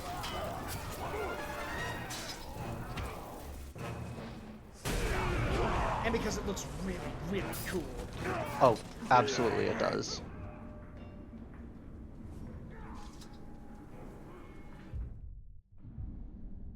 See. Also, for those who don't, and also it might be a reference to Anduril, Flame of the West, which is what Aragorn called the reforged Narsil. That would also make sense. Let's see. There's a duel going on between Hoshgrish the Destroyer and Ratanak the Flogger. Narug Stormbringer is available to fight, and also we've got Mugrish the Gentle. You know, you keep using that word. I do not think it means what you think it means. Alright, we've unlocked the next tier of stuff. So we've got Blade Master, Resilience, Death Threat. Ooh, issue a death threat to a captain through interrogation. Death threats greatly improve the odds of an epic rune drop from war chiefs and add a 40% chance for captains to drop them as well. Your target will increase in power and acquire a gang. The Wraith Blast. So by issuing threats, they take you more seriously. Yep. Shadow Mount. And then we've got, Fire Arrow. When your hit streak is charged, you can unleash a Fire Arrow. Cause huge explosions if used on barrels or campfires. Let's go with Blade Master. Reduces your hit streak threshold for Execution, Wraith Flash, Combat Drain, and Wraith Burn and Fire Arrow from 8 to 5. So every 5 hits I can do. Yeah, no, I want that. Gimme. Wow. Yeah, I know, that's stupid. But you know what's really stupid? That is a massive, but the massive increase in frequency. The ability is the one I've already got, which is that bar near my radar. When that sword bar fills up, I get 30 seconds of unlimited combat executions. Which is where you saw me earlier doing Blood for the Blood God, just hacking my way through everyone. Get. Next.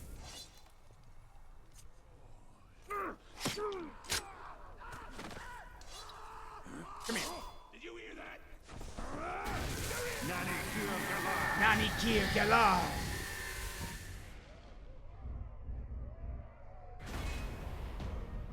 Ooh! Kuga Jaws. That's actually a cool looking orc, I'm not gonna lie. Kuga? Yeah. Like the Kamen Rider? Well, you'll see him in a second.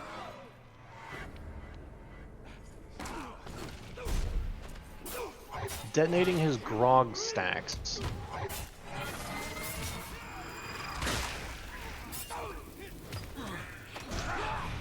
Huh.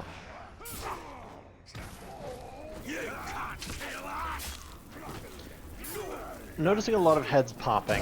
Yep. Move like that.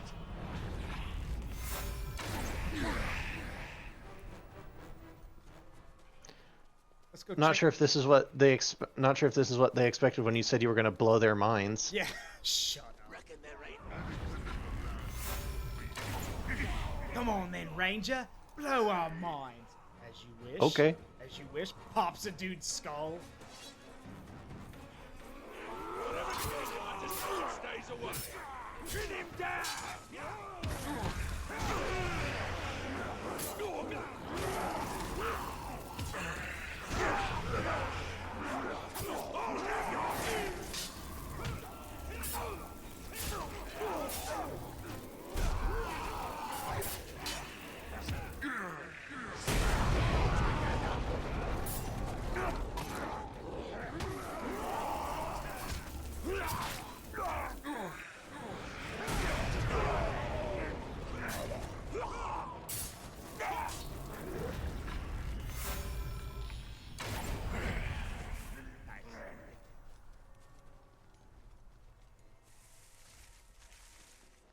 Wait!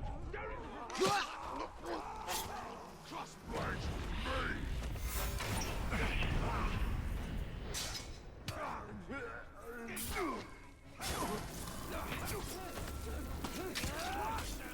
I love how I knocked over that orc and suddenly all the slaves jump him and start beating his ass.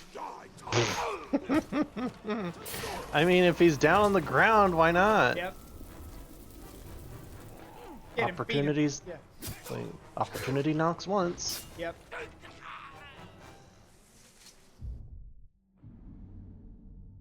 Alright, let's go do the quest.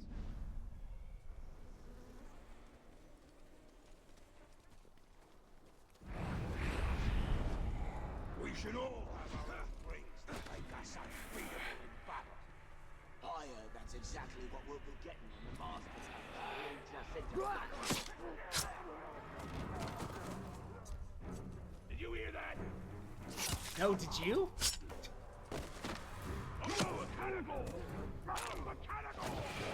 Nope. Yeah, I'm not fighting the Karagor. You guys can handle that. But now you can wonder why that patrol didn't show up.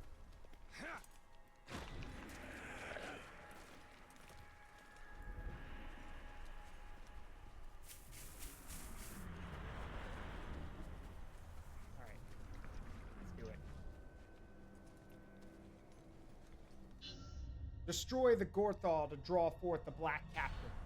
All right. Fight Black Numenorians. What else is new? You saw what these monsters are capable of. It is madness to stay here. Yes, but circumstances have changed. Don't you see we have him on our side now? Why would he want to help us? Weeks ago, he was our enemy. Italian, ready to pick that fight?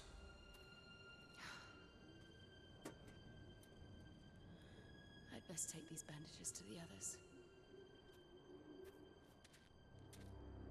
The orcs are building a monument to honor Sauron. We have enough blasting powder to destroy it. Fine. I'll take it and I'll finish this.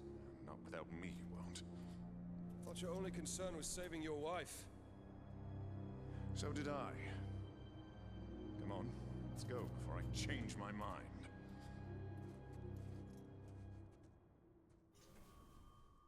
You know, Talia, maybe we shouldn't be a dick to the guy. Words. Her heart is with our people. The slaves you helped us free know where the Dark Lord's monument is most vulnerable. We will strike there. We'll need to steal a cart of grog from the Uruk. It will make quite the trigger for the blasting powder. Let's move.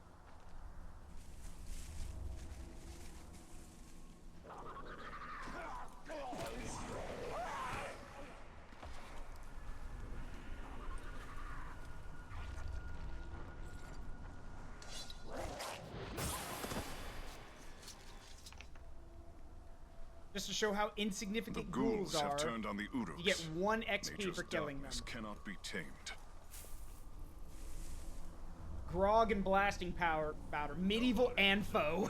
The cart's up ahead. Yeah, basically. Be ready. Where there's grog. Not wrong. Uruks. When I'm through, no Uruks will draw breath. You have my word.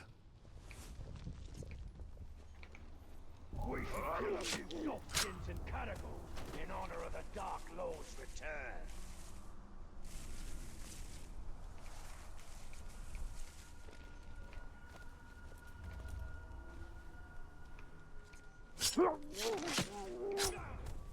The cart, the spark of our rebellion.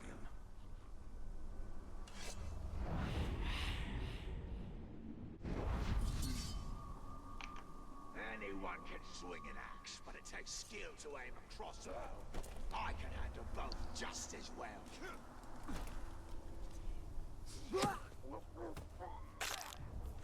But your hearing needs work.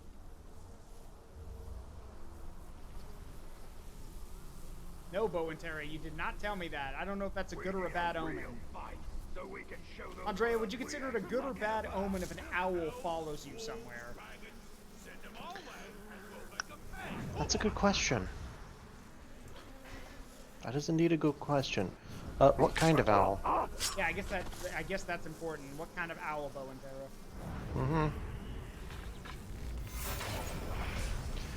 Terra? Barn owl. So the screechy, demonic screeching ones. Honestly, if a barn owl followed you to work, I'd call that fine.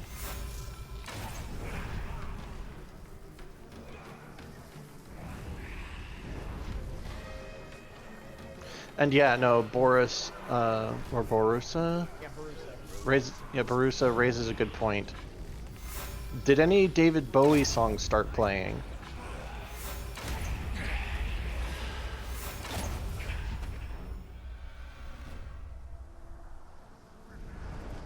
Where's the last orc? next orc that looks at me wrong is gonna have a real problem. Oh, there he is. On patrol. Bumbled someone. He just came, he was on patrol and just got back. Yep, and noticed everyone's dead. But now, You're like, oh fuck, everyone's dead. come here, you. I've got stuff to do with you. Edueno Ogwa.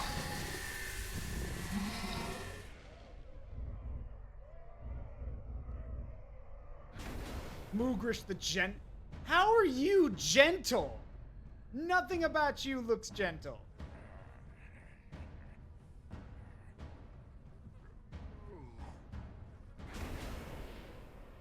Vulnerable to combat finishers, He's stealth vulnerable to finishers, everything. mounted beasts. And burning. Mm-hmm. All clear, men. Yeah, no, definitely. Now we must ensure our men can push the Or at cart least the tell him to moat remove free his from armor all. first.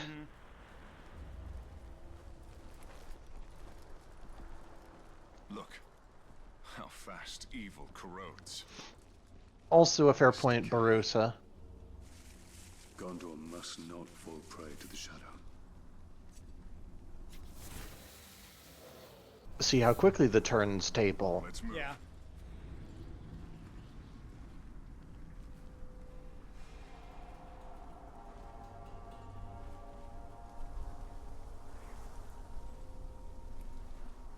And can you move any slower, my guy? Move, Hergon or Hirgon, whoever.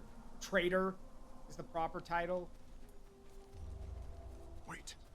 Something hides in the dark. Ghoul. Traitor! He will pick the meat from our bones.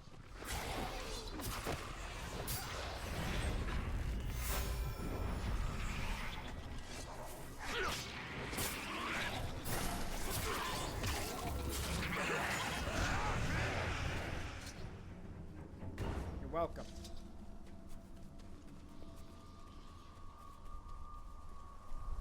The Uruk camp lies before us. Kill the lot so my men can pass. Oh, what? And what? If You need just gonna sit assistance, here? I'll be close. Oh. Sure, whatever. Alright, let's let the dog have some fun.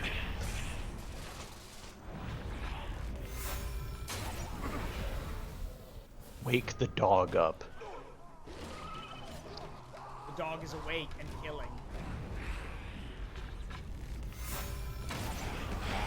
The dog is also on fire now, which is going to do even more killing.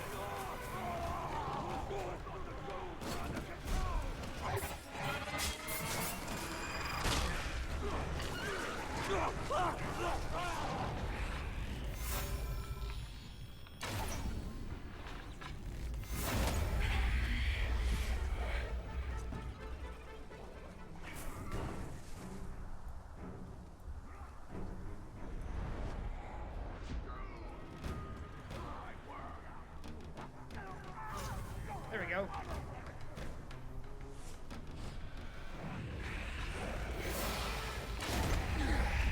Sorry, doggy.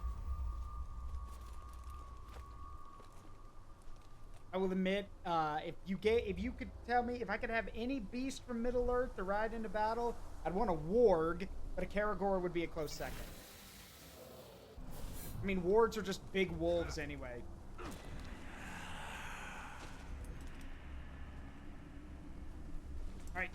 All right, you come out from behind the rock. Let's go. I did the job for you.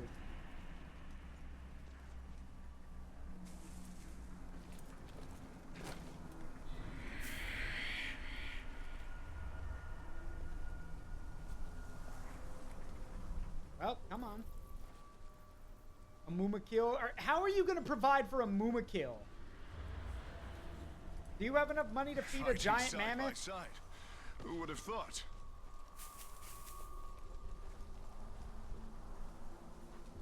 But then again, I guess you can take what you want with a Mumakil, now that I think about it.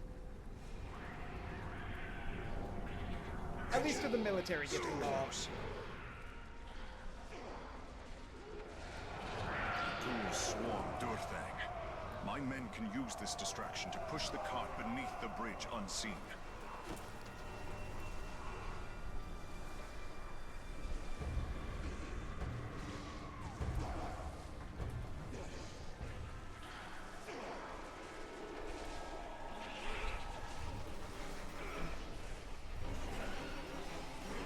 Simmer beasts, and you'll get Uruk guts as a reward.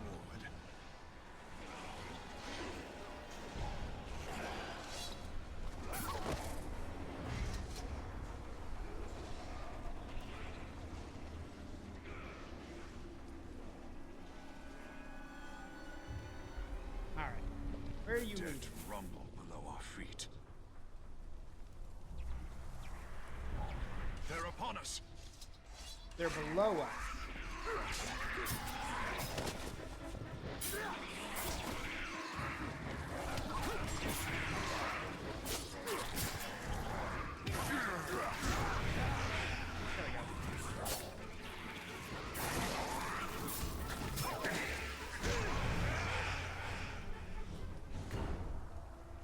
Damn it, Hergon!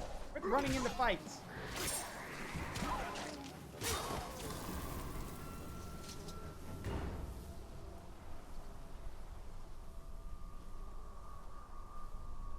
Fun fact for Lord of the Rings: The Third Age, there's a game mode called Evil Mode where you get to play as the forces of Sauron for each chapter, and one of the battles is a Muma kill. Okay, that's pretty cool. But the Third Age is also dumb, because the Third Age ends with you fighting the Eye of Sauron for some dumbass reason.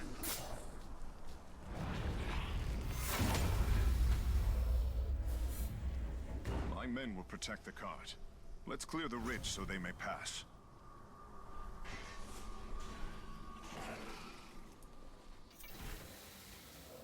Pocket sand. Oh yeah, throw pocket sand into the Eye of Sauron. The next outpost will be the largest. Squirt of lemon. Yeah, squirt of lemon. I like my playthings. It's too quiet. Extra Something is durable. amiss. What?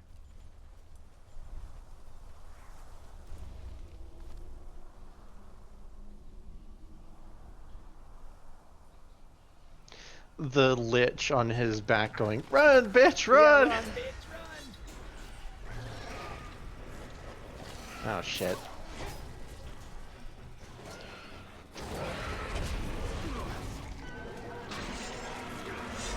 Putting the chaotic in chaotic good. Yep.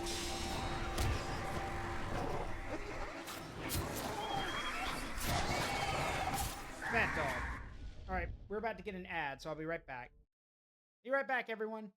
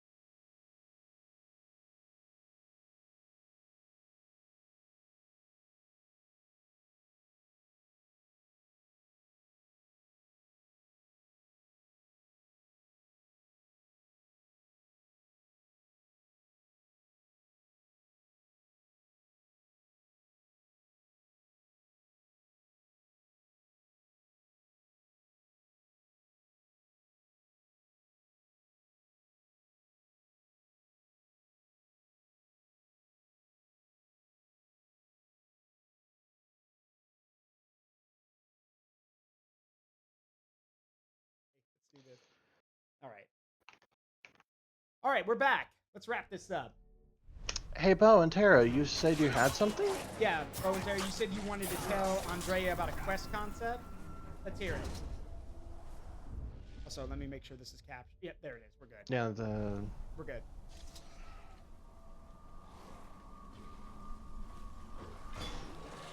Caragors. One enemy replaces another. Yeah, we're not going to let the Caragor out of the cage, though.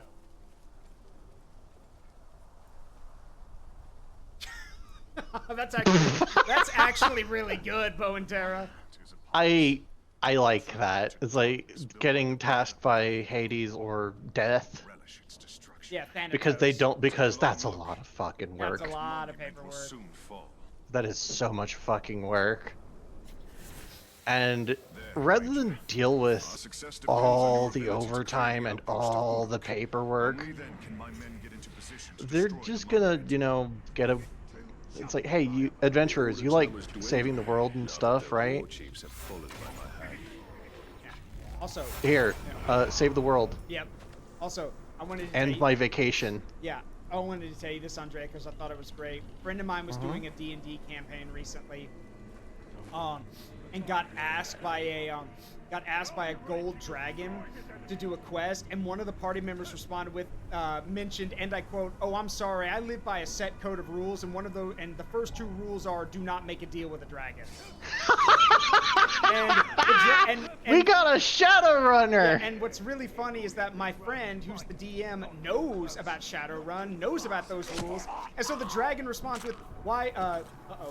Oh no, my model just. What the hell? My model just went out. Hang on. Let me see if I can fix that." It seems to still be tracking. Well, no, it's not. It's not tracking anymore. Hang on. I'm glad I caught that. Weird. But no, the guy knew that. Yeah, it's shot. Damn it! Something must have gotten disconnected. All right, hang on. Let me check this. So yeah, my buddy who's the DM knows about, you know, that this guy's a Shadowrunner. So he has the dragon respond with and I quote, "Indeed, but then again, rogues like you who run the shadows more than likely have many other rules I'm not familiar with." And like he said, it was funny because those two were laughing their asses off, and everyone else on the table was like, "What are y'all laughing about? What's so funny?" Like, and I laughed too because I'm like, "Oh, if they only knew. If they only knew." Remember, everybody, even if you're not a Shadowrun fan or you don't know anything about it, remember, Rule 1, never make a deal with a dragon. Rule 2, never make a deal with a dragon. Let's see, Rule 3, shoot straight and bring plenty of ammo. Isn't that it? I'm pretty sure that was actually Rule 2. Technically it was Rule 3, that was never make a deal with a dragon. Okay. But it was, always shoot straight and bring plenty of ammo was, I think, the second rule, maybe? Yes, Bo and Tara, I know I disappeared. Were you not listening? I just said my thing broke. I'm fixing it. I think the first rule was geek the mage first. Kill the white mage first. Yeah. Geek the mage first. Yeah. Or was it always trust your crew? Yeah, no, that's the last one. That's the last one. Oh, that was it. Yeah, geek the mage first, shoot straight and bring plenty of ammo, never make a deal with a dragon, and then always trust your crew. That was it. Yeah. And also, I'm the guy who always adds never make a deal with a dragon as rule 3.5. Yeah, as Remember, just say it twice. It's worth repeating. And for those who don't know, honestly, you could also even slip it in as the fifth rule. Yeah. And for those who don't understand why that's the thing, in Shadowrun, dragons run everything, and they're either evil business people or evil business people. So best not to make any deals. Yeah, it's a case of if you cut even one deal with a dragon, you're going to be involved in their chess games for the rest of your life. Yep. And here's the other thing that people don't know, is that before anyone asks, you're like, wait, are there no good dragons? There was a good dragon. And then they murdered him. So there was a good dragon. Once. And then he got murdered by the people he was actually representing. They murdered him. So yeah. Yeah, because the reason they did that is because look at all the other dragons. Yep. President Bukulzan. We didn't deserve him. The hero we needed but didn't deserve. Yep. But then again, he could have potentially set a dangerous precedent of actually trusting dragons, which literally every other dragon on the planet would have abused the fuck out of. Oh yeah. Also, it should be noted in the world. So maybe it was a matter of necessary sacrifice. And then there was one other aspect about Shadowrun that people forget, is that when it involves stuff like that, depending, like, if you hear a dragon's name, like, maybe look at what the name means, because in Shadowrun, dragons' names are pretty literal. So, yeah. For example, oh shit, Andrea, help me out. What's the name of the one from that's the main focal point of Shadowrun Dragonfall? Feuerschwinge. Yeah, which means fire wing. Yep. And she literally, when she showed up, she literally burned most of Germany to the ground and got taken down by like the Luftwaffe or something. The Luftwaffe? Yeah, it said. I'm shocked. Yeah, I'm shocked. Yeah, well, the modern Luftwaffe. Yeah, that still shocks me. Yeah, well, they did it with like an anti-dragon weapon, remember? And then she crashed down in the rats. That would make sense. Here's the thing for those who don't know. Shadowrun is one of those games, like, or worlds where your morality is going to be questioned because usually doing the right thing is the wrong answer. Like, the morally right thing is usually the wrong answer. Like, if you want to run the shadows in Shadowrun, you basically have to check your morality at the door.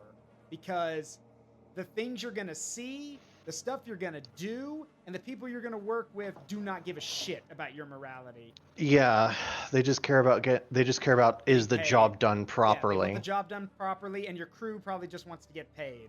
Yeah, they just want to get paid and live another day. Yeah, and here's the most important aspect, is that the shit you're going to go up against, you might as well turn your morality off. Because you don't want to have any morals against what you're going to be facing. You know, like, okay, hold on. I'm gonna let Andrea give some good examples in a second, but I'm gonna paint some pictures for y'all. One. I was going to say that you're dealing in an entirely different realm of morality. Yeah. This is not. It's like you are so far beyond the conventional considerations of right and wrong. You are dealing with literal fucking demons half the time. Yep. So yeah, no, you're not dealing in standard morality here. Nope.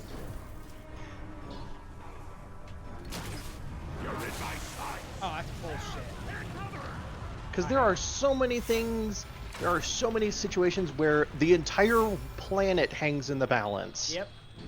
Like with the bugs. The bugs, the walled city, Feuerschwinge, list continues. We carry one far greater. Okay, so allow me to explain, for example, if you guys want a good idea. 1 second. I'm pushing this. No, you can't stop it. It's too late.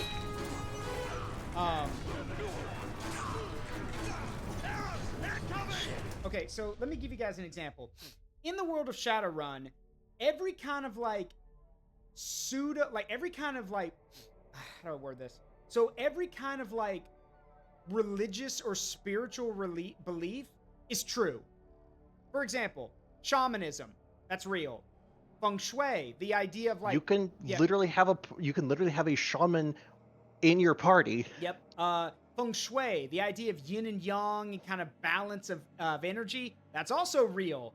And yeah, it's real and it is a very real and present force. And it should be mentioned that because it's real, that means the demons exist too. Yeah, they don't really call attention to this much, but I like to call attention to it a lot of the time. The entire U.S. military was brought low by about 24 guys dancing around a bonfire. Yep. They were. Didn't that lead to this huge, like, gouge or crepe or, like, tear throughout the country or something? it led to the Native American nations. Yeah. Yep. As, again, about 24 shaman all danced around a campfire and turned nature itself on the U.S. military. Yep. It's like, let's see you use those tanks when the very Earth refuses you. Yep. So other things to note of. When the land itself is mud. Yeah, so, and there's another thing that comes with that. When I said all kinds of spiritual stuff is true, that includes the bad stuff. Yeah. Very much the bad Yeah, stuff. that includes the bad stuff. A lot of the bad stuff. Oh, yes. So you can't call it a can of worms. This is like several crates of cans. Yep. So, for example, Andrea, why don't you tell them about the company that's based on Aztec beliefs? Oh, right. Aztechnology. They basically own functionally the entire consumer goods market. Like the major chain that is just kind of omnipresent. Think of them as super Amazon. That doesn't even begin to describe these guys. I know, but the point is, we're dodging around the. They are Amazon, Walmart, and they are Amazon, they are Walmart, they are 7-Eleven, and a dozen other companies all rolled into a single label. Yeah, and that would be bad enough, but tell them what they do behind the curtain, Andrea. Well, the fact that the first 5 letters of their name are Aztec,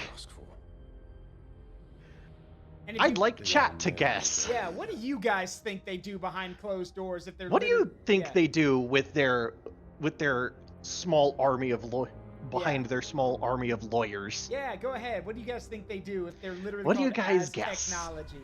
What do you think they do? Mm-hmm. And yes, you can be as heinous as you want to be. You're right. To these outcasts, it seems I am less of a monster. Just throw some guesses out there. Yep. Take a guess. All right, time's up. Blood sacrifices, and lots of them. Yeah. Yeah, no, we're talking blood rituals, we're talking genetic experimentation, we're talking you name the heinous shit and they're probably doing something involving that. They will return, and when they do, these men will die. Also the single largest company in the world is run by a dragon. Yep, that would be the German dragon, if I recall correctly. Correct. And that is, what's the name of the he basically took over the entirety of Germans. He basically took over the entirety of German industrial companies. He basically took all of them over. Yep. And united them under a single banner. Yep. Is that Ares Tech? Or is that something? No. Ares was a different company. Okay. Ares, I think, was like a security company. US based, actually. Well, them and Knight Errant. I thought the company was run by that's Aztechnology. We're on to what was it? Satyr. I want to say it was called Satyr-Krupp. Yes, Satyr-Krupp. Yeah, you're right. That was it, Satyr-Krupp. Yep. Yeah, Satyr-Krupp, because basically every machine industrial company in Germany all got bought out by a single dragon, and now he runs it all. Oh, and it gets he basically became the engine of Europe. Yeah. Also, another thing worth noting, Berlin got blown the fuck up. So now Berlin, in the world of Shadowrun, Berlin has no government. It's literally just called the Flux State. It literally exists. Yeah. It exists, the Berlin Flux State. Yeah, it exists in a permanent state of anarchy. And somehow, it functions just fine. Don't ask questions. That, I think, is more societal. Yeah. It's more a matter of everyone just kind of moves around it, and it operates essentially as an independent region would. Yep. Also, think Van Zant. Yeah. Also, fun fact, because I love mentioning this from Shadowrun. So let's talk about the state where I grew up.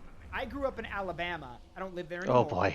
I don't live there anymore, but I grew up in Alabama in the southeast United States. In the world of Shadowrun, Alabama's doing okay. It could be doing like better, but it's doing okay.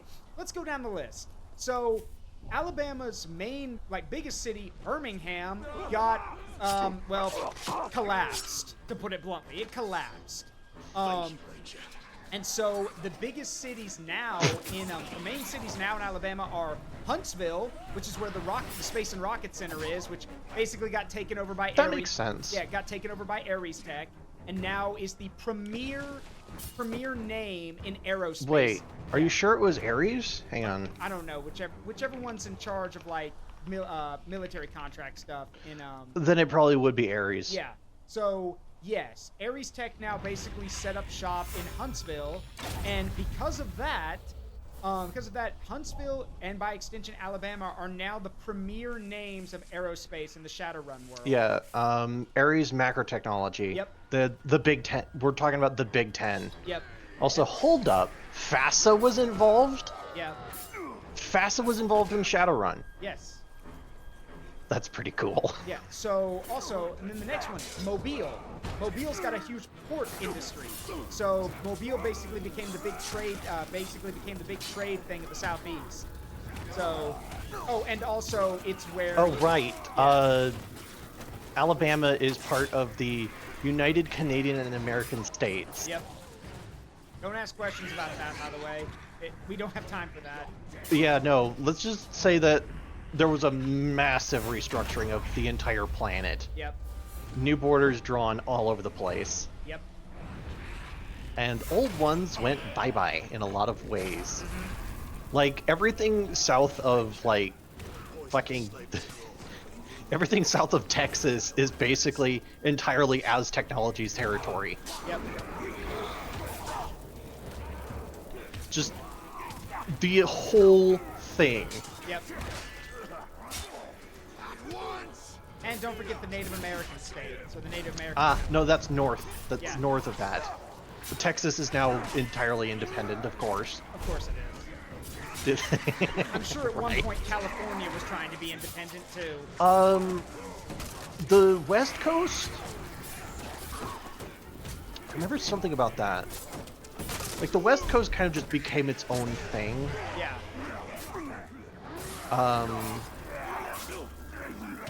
Not too dissimilar from what happened in Cyberpunk. Yeah.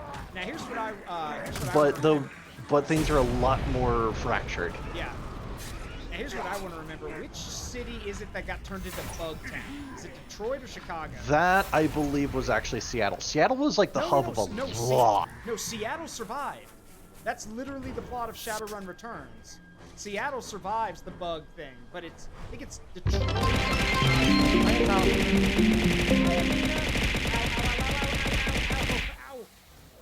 Show love 100. Hello my love. Hi everyone. Tilda computer make these people mentally ill in a sexy productive way. What does that mean? What does that mean? You don't need to worry about it.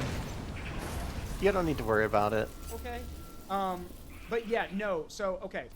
So, I'm going to have Andrea fill in the blanks, but I'm about to tell y'all one of the most terrifying fucking things in the Shadowrun universe. Okay, pause.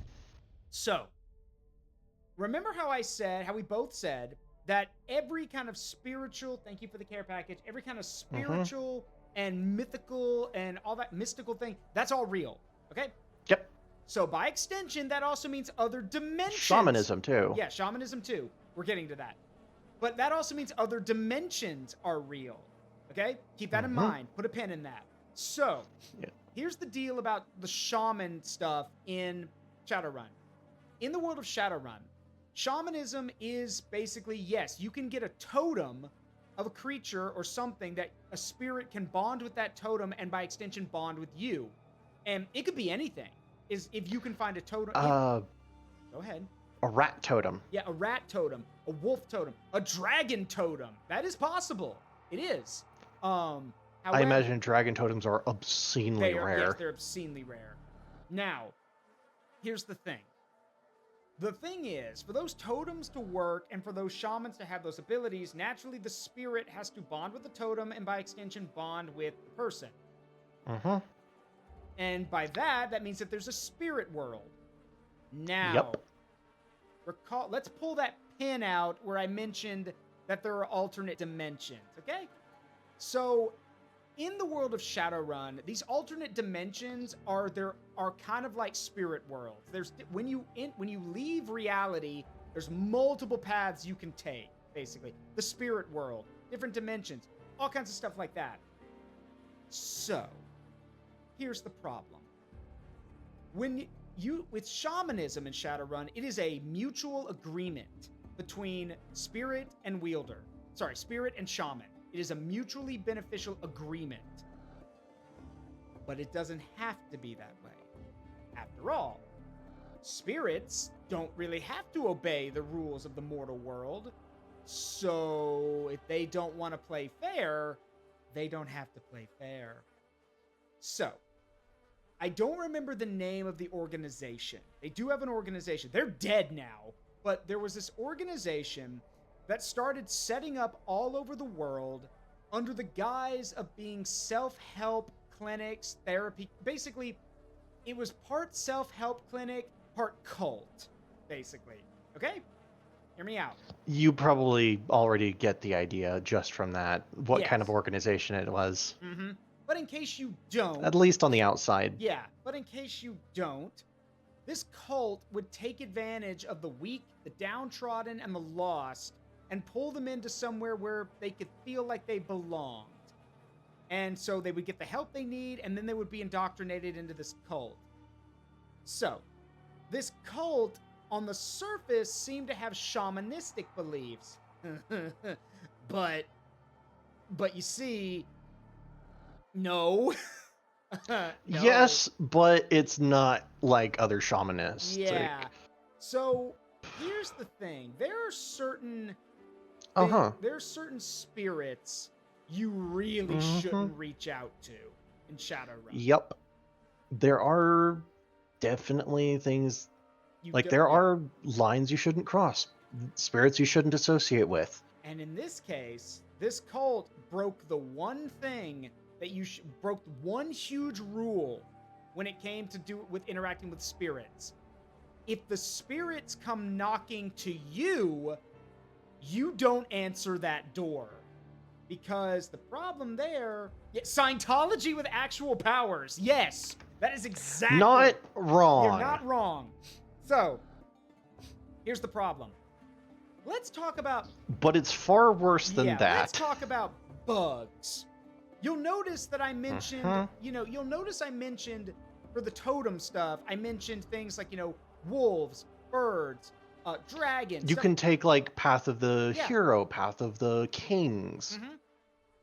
But the one thing you don't mess with shamanism is spirits that come from a different dimension or a different reality, because they don't play by the rules we do. And in this case, that cult... Toxic shamans are also kind of messed up, because they're essentially shamans who channel the power of Chernobyl or the latest or worse, Yeah, but you're going down the rabbit hole. Focus. The point is, this cult did not heed that tenet. They reached out. They answered the door when these strange other dimensional beings were knocking and seeking, and were seeking vessels, basically. And this cult thought that these were powerful spirits that were going to help this cult get into positions of power. No.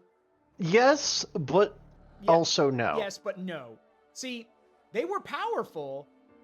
However, the problem was, recall I mentioned that in the world of Shadowrun, shamanism is a mutually beneficial thing between you and the spirit.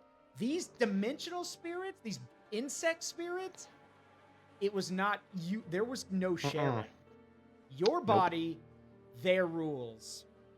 And what this would end up doing is that people were forcibly bonded with these insect spirits.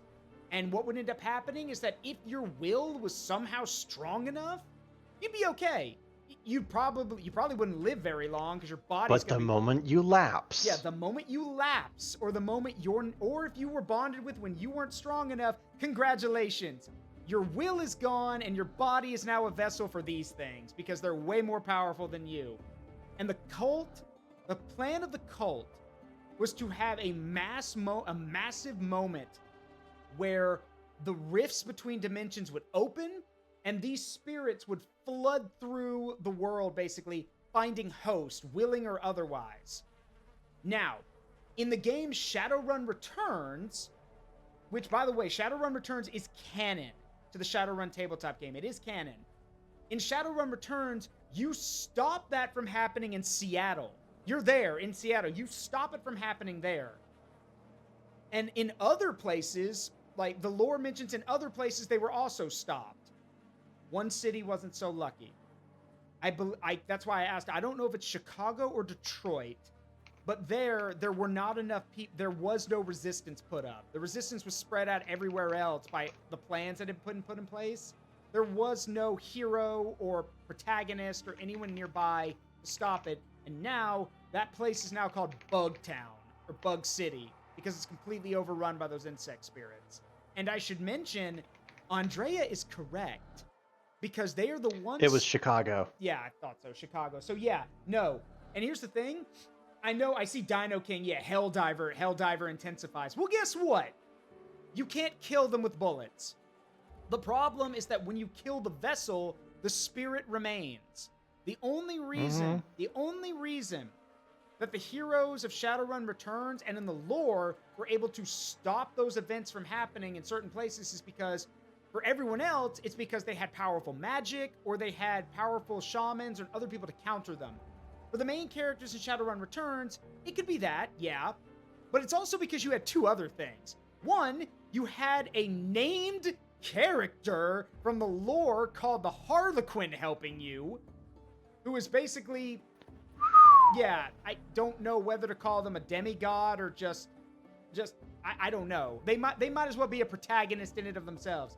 But you were also using advanced tech that was capable of killing a spirit with an energy weapon, basically. Like you were able to physically kill it with like something that wasn't magical. That's it. It's the only reason you were able to succeed. So an energy weapon attuned to kill spirits, that would take the kind of resources to make even a prototype or something like that is basically Big Ten only tag. Yeah, which is why the guy who came up with the plan for the designs of the weapon was that dragon who runs everything out of Germany that you mentioned. Makes sense. Yeah. You know, that does make sense. The guy who basically took over who runs Satyr Krupp Heavy Industries. Yep. It's basically all out of pocket too. Yeah, and you get to meet him, and he basically kind of looks like a vampire. Long silver hair, gold eyes, and speaks in a refined German. I can't speak in a German accent, but he speaks in a refined German accent, basically. So yeah. Regardless. Yeah, that tracks for him. Please play Shadowrun Returns. Do yourself a favor and play it. It's super fun. It's really good. It's got some kick-ass music. I love the universe because I think it's interesting. Enough of this. And also, it's how you get to learn a bunch of cool swear words that you can use and nobody can get mad at you. Does anything happen in Kentucky? Well, the races still happen apparently. They still do the Kentucky Derby every so often, so that still happens. Though I'm pretty sure there might be a lot of cheating now because considering gene therapy's a thing, a lot of the horses are probably gene modified. Well, honestly, there's also magic. Yeah, that too. I should also magic, more advanced medical tech, cybernetics. Yeah. Also, I should mention if anyone's thinking, oh, so it's sci-fi and magic, does that mean Does that mean I can be a cat girl? You can, but you're probably not going to be welcome anywhere, because see, here's the problem. Depending on where you are in the world, being something that's not human. May get you... That might invite racism. Oh yeah, and there's a lot of racism. Yeah, no, it's basically baked into the character creation even. Yeah, so put it this way. Basically, one of the characters in Shadowrun Returns put it best. If you're a humanoid-looking race, elves, dwarves, stuff like that, it's fine. But if you're something else, like orc, or God forbid, a troll or something... Yeah, no, trolls get it worse. Yeah, prepare for the racism. There's a lot of orcs are, the situation for like orcs is bad, but trolls it's even Trolls, it's worse.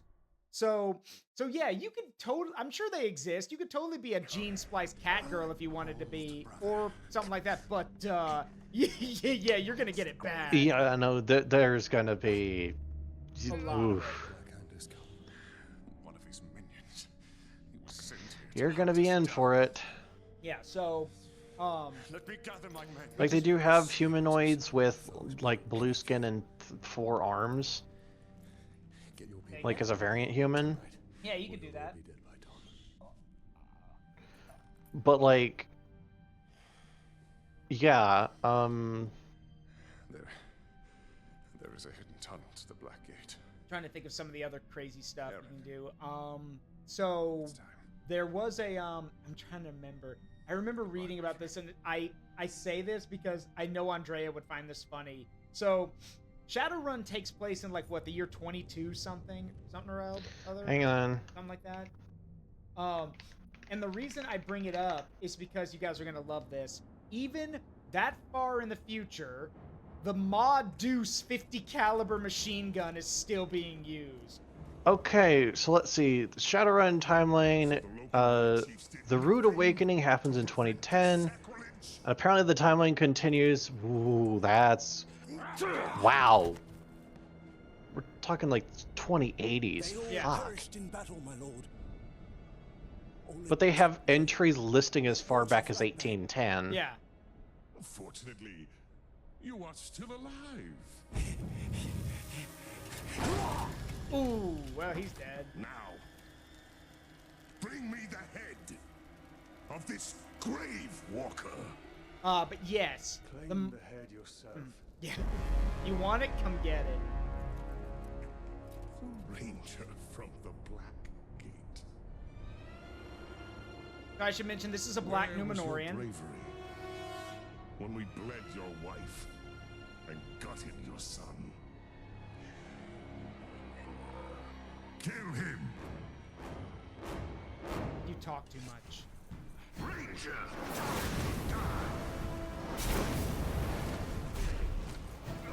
You were!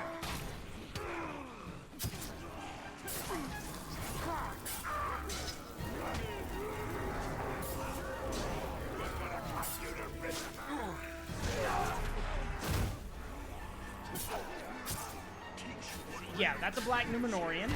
And yes, you might be thinking, wait, didn't you say the Numenorians came over to Middle-earth like way back when? Yeah, but so it makes him old as hell. But yes, he's a black Numenorian.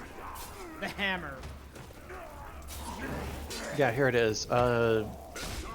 Like the things were like Vitas 1 is what they called it. There was an outbreak, basically. Yeah, virally induced toxic allergy syndrome, Vitas. Yeah. This happened in, well, Vitas 1 happened in 2010, and on December 24th, 2011, Oh, one day before Christmas. well, it was literally, I think, at midnight. Yeah. The Great Eastern Dragon, Ryumyo, appears on Mount Fuji, and after, like, sorry, no, I think it was Seletra.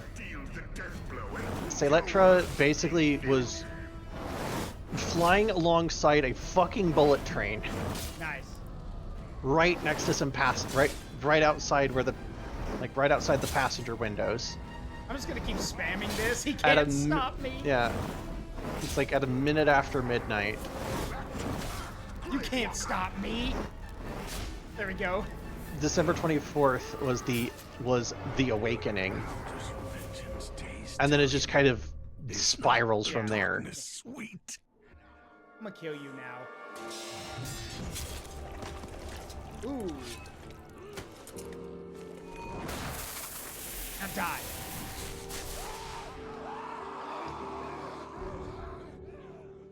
And yes, black Numenorians bleed black blood, so that's correct. You acted too hastily. There's much we could have learned. He slaughtered my entire family before my very eyes. What would you have done? Do you speak with the living? Or only with the dead? Who are you? My name is Lithariel, from the Sea of Nurnen. My mother said you would be here. And here you are. Well, Lithariel from the Sea of Nurnen. You should have stayed where you were. There's nothing here but death. Lady Marwyn, Queen of the Shore, wishes an audience with you. She has seen visions of your misfortune. A queen who sees visions. Visions of the return of the great Celebrimbor. She wishes to make him an offering. And what is this offering? That is all I know. I must gather provisions. The return to Nurnen is long and treacherous. My camp is close by. It will be my honor to escort you. Oh, Nurnen. Okay. This is where I get to flex my knowledge a bit. I had to refresh myself. So, if you look at a map of Middle-earth, Mordor, yeah, Mordor's where Sauron is and everything. But the thing to note is that in Mordor, there's also a part of the realm called Nirn. And Nurnen is the body of water near there. Nirn is where all the human slaves are in Mordor. So, yeah, that's what's going on there. The Hammer of Sauron. But the Black Hand and the Tower remain. And their master. So yeah, that's what's going on there. And I think that'll make a good stopping point, actually. Let me see what else we can do around here. There are some missions to do, but I think we're okay for now. Let me see. Got some ability points that I'm working on. Yeah, I think this is a good stopping point. Let me run over to where she is. Because I basically grabbed all the bonuses from around here. Might be more later, but for now.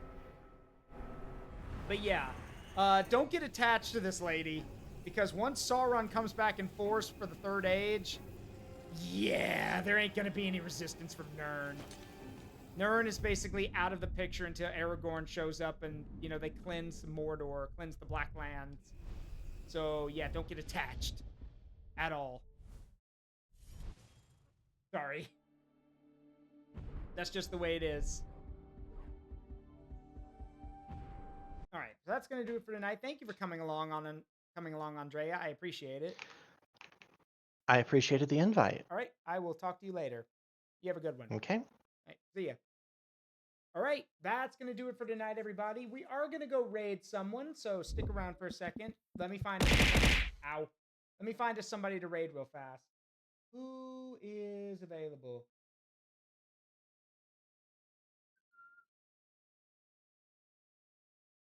Who can we go say hi to?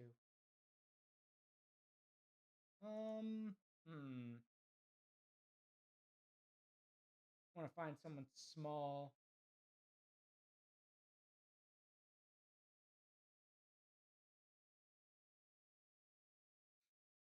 Let's go say hi to... I thought there was someone, anyone I know? Kind of, sort of, but not really.